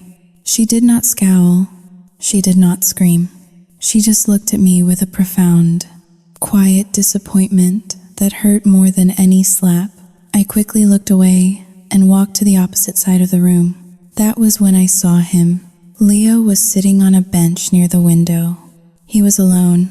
A court-appointed advocate was standing a few feet away, checking her phone. But Leo was in his own world. He was wearing a suit that was slightly too big for him, likely purchased by Beatrice to make him look presentable. He had a coloring book on his lap and a box of crayons on the bench beside him. I hesitated. Beatrice was currently in a pre-hearing conference with the lawyers. I had a moment. I felt a gravitational pull toward the boy I had betrayed. I wanted to tell him I was sorry. I wanted to tell him that I loved him, even though my love was evidently worth less than my credit score. I walked over slowly. Leo did not look up. He was gripping a black crayon with such intensity that his knuckles were white. He was scrubbing the crayon against the paper, making a harsh, rhythmic scratching sound. "Hi, Leo," I whispered. The scratching stopped. He did not turn his head. He just stared at the paper. "What's a drawing?" I asked, my voice trembling. Leo moved his hand aside. It was not a coloring book page he was filling in.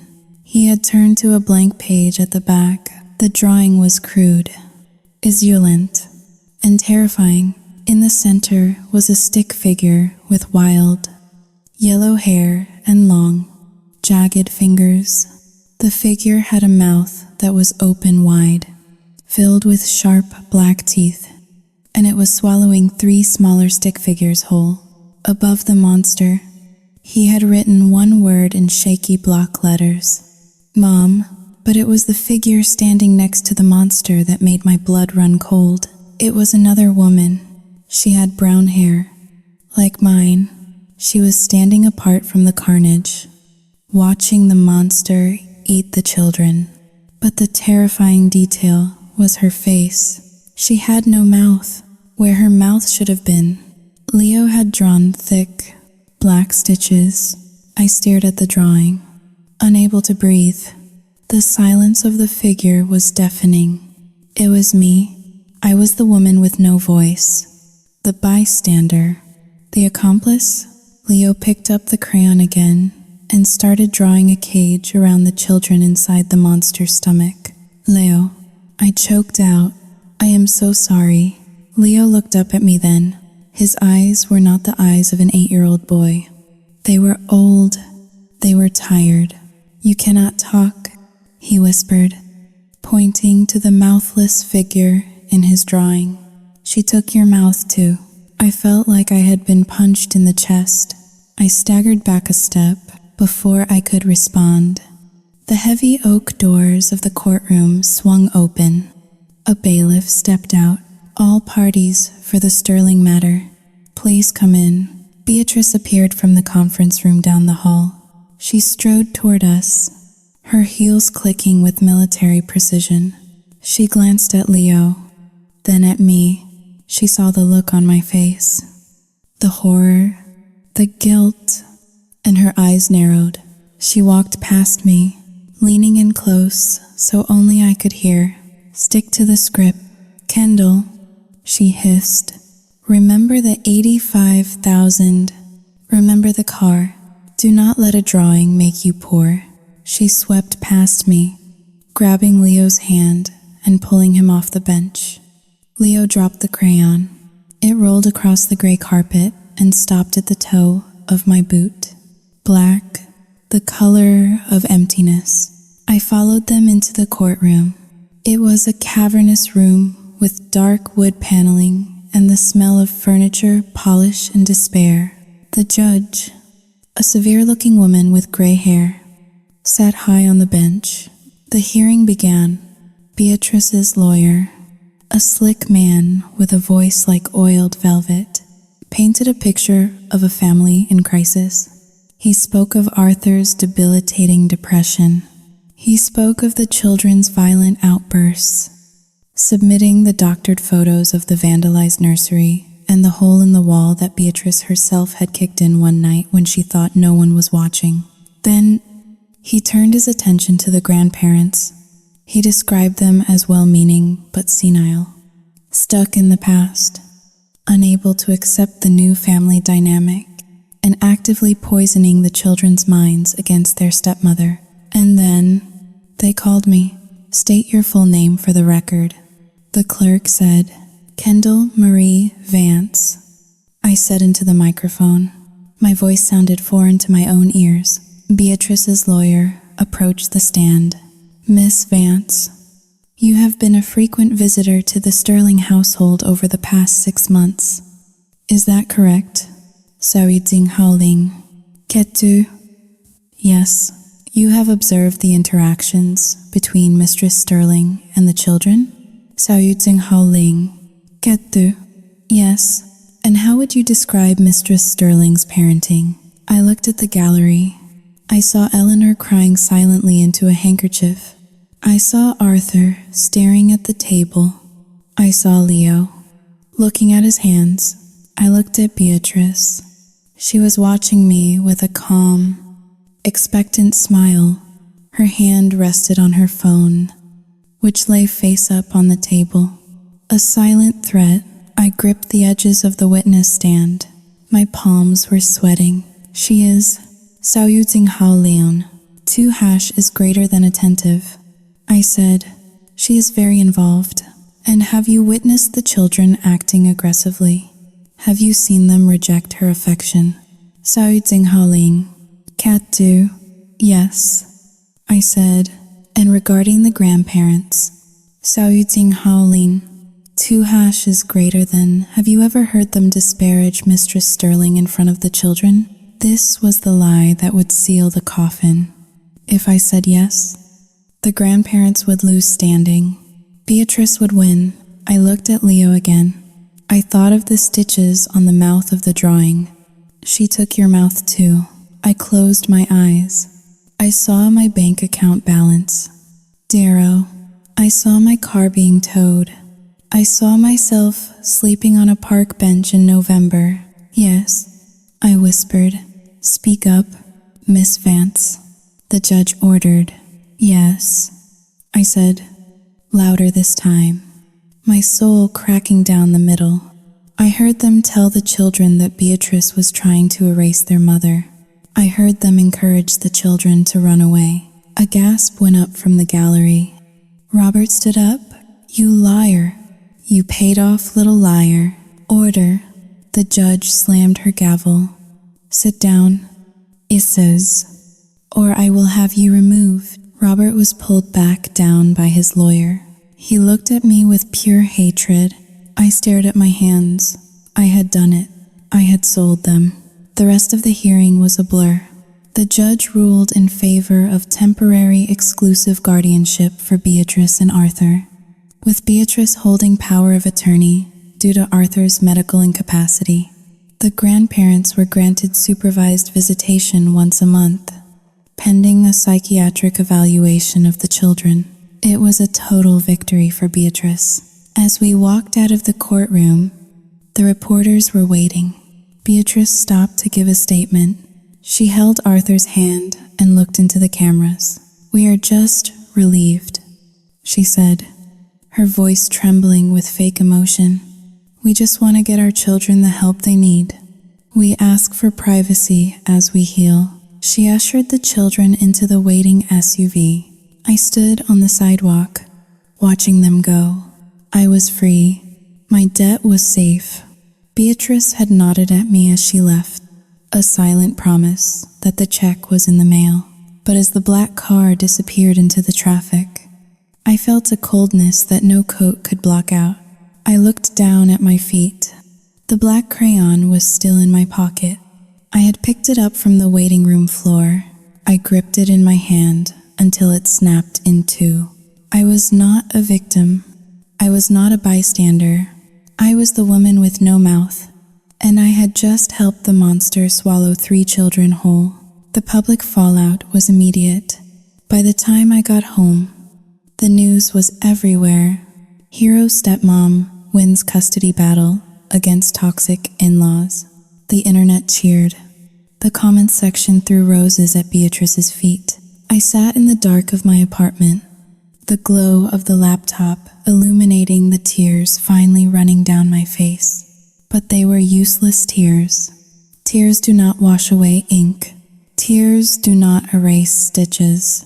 I had kept my apartment. I had kept my car. But I knew, with a terrifying certainty, that I would never sleep soundly again. The check was sitting on my kitchen counter. It was a cashier's check for $10,000, a bonus Beatrice had slipped into my purse after the first hearing. It lay next to a stack of unpaid utility bills and a half-eaten bagel. It was enough money to pay my rent for 6 months. It was enough to fix the transmission in my car. It was enough to buy a new winter coat. I stared at it, and for the first time in my life, the sight of money made me want to vomit. It had been 2 weeks since I had lied under oath. 2 weeks since I had watched my niece and nephews being herded into a black SUV like prisoners of war. In that time, the silence in my apartment had become deafening. I had stopped answering my phone. I had stopped going to the store. I spent my days sitting in the dark, staring at the piece of paper I had taped to my bathroom mirror. It was the drawing Leo had made. The black crayon scribbles were crude, but the message was precise. The monster with the yellow hair, the children in the cage, and the woman with the stitches across her mouth. Every time I brushed my teeth, the mouthless woman stared back at me. She was a coward. She was a traitor. She was me. I could not sleep. When I closed my eyes, I saw Mia's face as the judge delivered the verdict. It was not the look of anger anymore. It was the look of someone who had accepted that the world was evil. That look haunted me more than any nightmare. I walked over to the counter and picked up the check. I held it up to the light. It represented my freedom. It represented my survival. Then, I reached for my lighter. My hands shook as I flicked the wheel. The flame sputtered to life. I held the corner of the check to the fire. It curled and browned, then caught. I watched the paper turn to ash, the numbers disappearing into smoke. I dropped the burning remnant into the sink and turned on the tap. It did not make me feel better. It just made me poor again. But it also made me clear. I walked into the living room and picked up my phone. I opened the voice memos app. There was only one file, recorded 3 weeks ago. I had labeled it simply, insurance. I had recorded it the night I hid in the linen closet, the night I heard Beatrice plotting with her lawyer, But the recording did not stop there. I had kept the phone recording later that night. When Beatrice thought everyone was asleep, I had caught something else, something far worse than legal maneuvering. I pressed play. Beatrice's voice filled the small, dark room. It was shrill, hateful, and undeniably authentic. I listened to the whole thing, my stomach twisting into knots. I had kept this as leverage.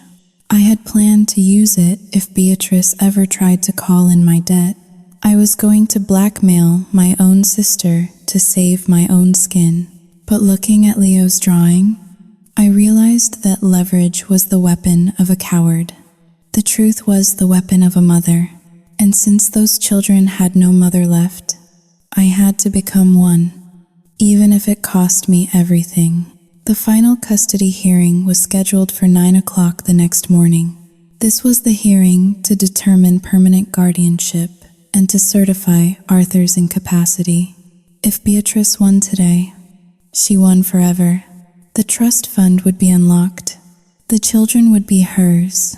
I showered. I put on my best suit. I scraped my hair back into a bun. I looked at the woman in the mirror. She still had fear in her eyes, but the stitches were gone. I drove to the courthouse in a daze. The media presence had grown. The story of the hero Stepmom had gone national. People were camping out on the courthouse steps with signs supporting Beatrice. Save the Sterling kids. One sign read, "Grandparents equals toxic." Read another. The irony tasted like blood in my mouth. I entered the courtroom just as the proceedings were beginning. The bailiff tried to stop me, pointing to the full gallery, but I pushed past him. "I am a witness," I said, my voice steady. I walked down the center aisle. Beatrice turned around. She looked surprised to see me. She had not summoned me for today. She smiled, a small, confident quirk of her lips. Assuming I was there to bask in her victory, I took a seat in the front row, directly behind Arthur. He smelled of stale sweat and expensive cologne. He was shaking. The hearing moved quickly. Beatrice's lawyer was making his closing arguments, summarizing the case for why Beatrice should have sole control over the children and the estate. Mistress Sterling has provided a stable, loving environment, the lawyer droned. She has stepped up when the biological father could not. She is the only hope these children have for a normal life. The judge nodded. Looking bored, she was ready to sign the papers. She was ready to go to lunch. Saluting Haoling. 2 hashes greater than I stood up. "Your Honor," I shouted. The room went silent. The judge looked over her glasses. Beatrice whipped her head around, her eyes widening in shock. "Sit down." "Ma'am," the bailiff barked, moving toward me. "I have new evidence," I said, my voice ringing off the mahogany walls. I stepped over the barrier, moving toward the witness stand. "I have evidence that was suppressed in the previous hearing." Beatrice stood up. "Your Honor, this is highly irregular. My sister is Saluting Haoling. 2 hash is greater than she is emotionally unstable. She is grieving." I looked at Beatrice. The mask was slipping. I saw the panic in her eyes. She knew. She looked at my hand, clutching my phone, and she knew. "Let her speak." Robert's sterling voice boomed from the other side of the room. The judge frowned. "Miss Vance, you have already testified. Unless this is substantial, you are in contempt of court." "It is substantial," I said. I walked to the clerk's desk. I plugged my phone into the auxiliary cable that connected to the courtroom's speaker system. My hands were not shaking anymore. I felt a strange, cold calm. Beatrice lunged forward. "No, you cannot. Restrain her," the judge ordered. 2 bailiffs grabbed Beatrice by the arms. She struggled. her face twisting into a snarl. Arthur turned to look at me. He looked confused, like a man waking up from a coma. "Kendall?" he whispered. I looked at him. "I am sorry." "Arthur," I said softly. "I should have done this weeks ago." I pressed play. A static hiss filled the courtroom. Then, Beatrice's voice boomed out, amplified by the speakers. It was crystal clear. "Xiao Yu Jing Hao Ling. 2# is greater than. I am so sick of them. Arthur, I am sick of their whining. I am sick of their dead mother's ghost." The courtroom gasped. Beatrice stopped struggling. She went pale. The recording continued. It was the night of the vitamins. Arthur's voice. But the doctor said, "Xiao Yu Jing Hao Ling. R. Jing Hao Da Yu." Beatrice's voice. "The doctor is an idiot." "Arthur, and so are you. Do you think I care about their attachment disorder? I care about the $5 million sitting in that trust fund. Once you sign those papers, once you are declared incompetent, I can finally stop pretending to like your bratty children." Arthur stood up. His chair clattered to the floor. He stared at the speakers, his mouth open. Beatrice's voice continued. "Just give them the pills. If they are sedated, they cannot complain. And if Mia keeps fighting me, I will double the dose. I will turn her into a vegetable if I have to. I earned that money.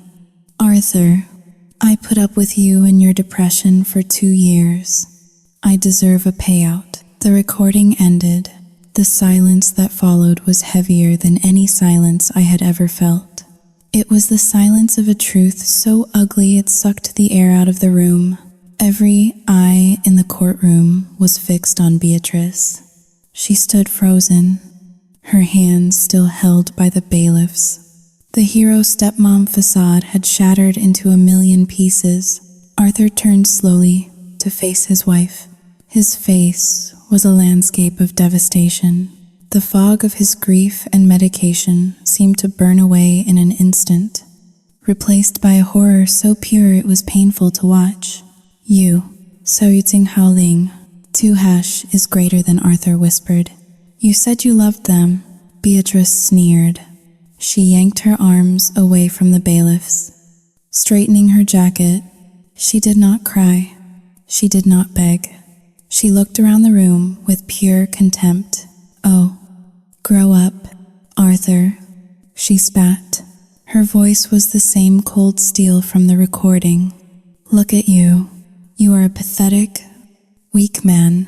You needed a mother, not a wife. And those children, they are damaged goods. I was doing you a favor. I was the only one willing to manage the mess Sarah left behind." She looked at the judge, her chin held high.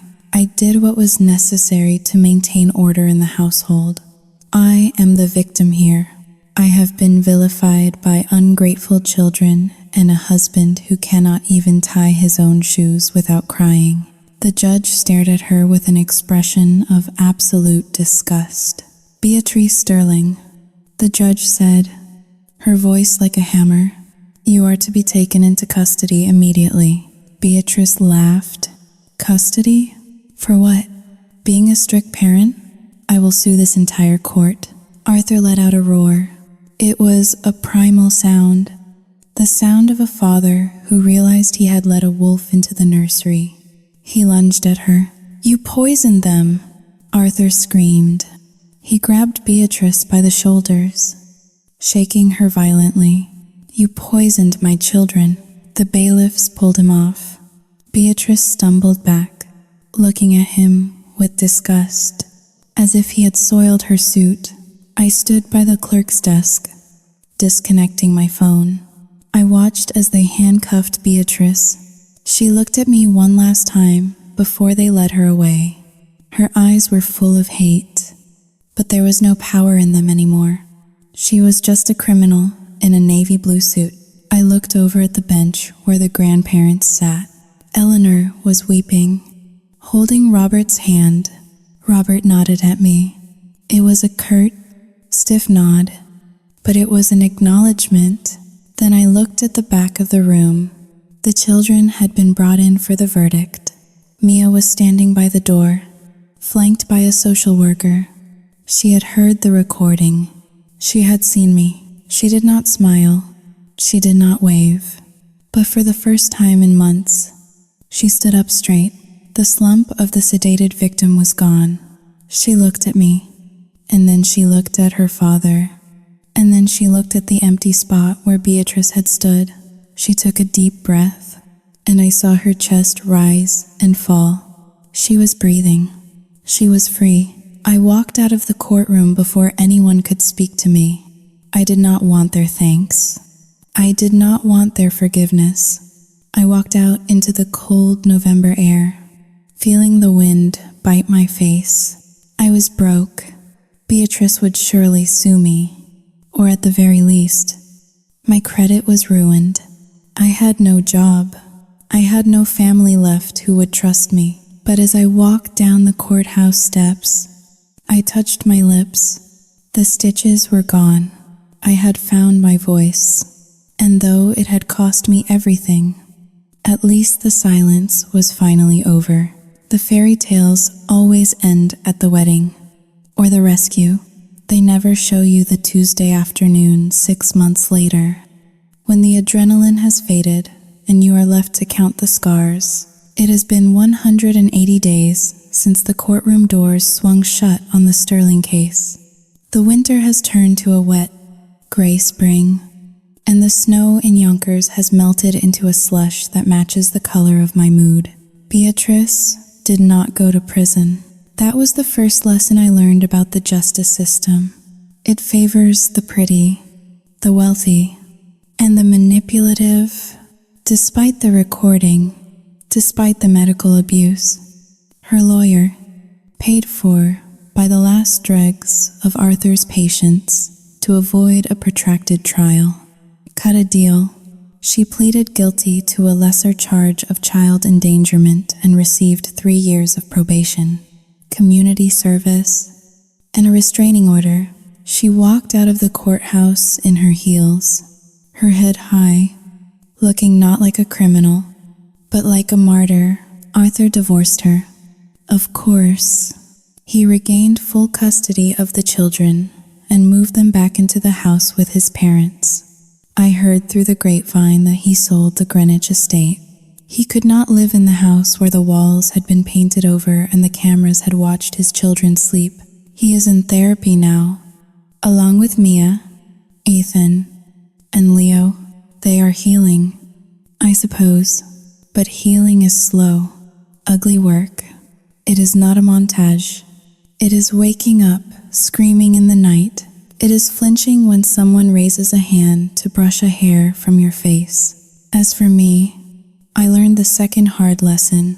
Doing the right thing does not wash away the wrong thing. I sat at my small, wobbly kitchen table, opening the envelope that had arrived yesterday. It was from Arthur. There was no check inside. There was no invitation to Sunday dinner, just a single sheet of cream-colored stationery. Sao yu ting hao ling, tu canceletto e maggiore di kendo. Thank you for the recording. You saved my children. I will be grateful for that until the day I die. But I also heard the first part of the tape. I heard you agree to help her. I heard you stay silent when you knew she was drugging them. You watched my daughter beg for help. And you did nothing because you wanted money. I cannot have that energy near my family again. Please do not contact us. So Ding Haling, 2# is greater than Arthur. I folded the letter and placed it in the drawer. He was right. I had saved them, but only after I had helped burn their house down. Heroism born of guilt is still heroism, but it does not come with a reward. It comes with penance. I turned to my laptop. I had a morbid ritual now. Every Tuesday, I logged onto YouTube. I typed in the channel name, Bee's New Beginning. Beatrice had not retreated into shame. She had pivoted, She had reinvented herself as a survivor of narcissistic domestic abuse. Her channel had 50,000 subscribers and was growing daily. I clicked on the latest video, how my ex-husband and sister conspired to frame me. Beatrice appeared on the screen. She was filming from a new, smaller apartment, but the lighting was perfect. She looked vulnerable, soft, and brave. They took everything from me, Beatrice said to the camera, her voice trembling just enough to trigger the sympathy donations. They doctored the tapes. They turned the children against me.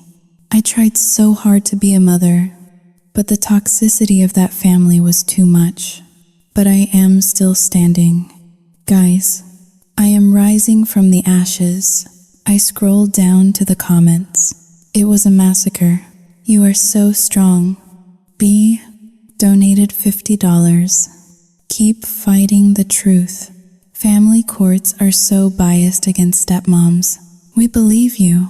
She was making money. She was monetizing her villainy, selling lies to lonely people who needed a champion. She was the queen of rage bait, feeding on the attention, untouchable in her delusion. I looked around my apartment. It was cold because I was trying to save on heating. I was working double shifts at a diner in the city to pay off the debt that Beatrice had legally transferred back to me during the divorce settlement proceedings. I was tired. I was lonely. I had no family. I took a bite of my instant noodles. They were salty and lukewarm. In the movies, the villain falls off a cliff. In reality, the villain gets a brand sponsorship, and the whistleblower eats dinner alone. But then, I looked at the corkboard above my desk. I had pinned the snapped black crayon there. I thought about Mia. I imagined her waking up in her grandparents' house, smelling cinnamon instead of latex paint. I imagined Leo drawing a picture where the people had mouths and the sun was yellow, not black. I imagined Arthur learning to trust his own instincts again. Beatrice had the views. She had the comments. She had the money, but she did not have them. I closed the laptop, shutting off Beatrice's lying face. The screen went black, reflecting my own tired reflection. I was broke. I was hated by the people I loved. I was the bad guy in thousands of stranger stories. But for the first time in 6 months, the silence in my apartment did not feel like a cage. It felt like peace. I had lost everything to find my conscience. And as I sat there in the quiet dark, I decided that despite the cold, despite the debt, despite the loneliness, it was a fair trade.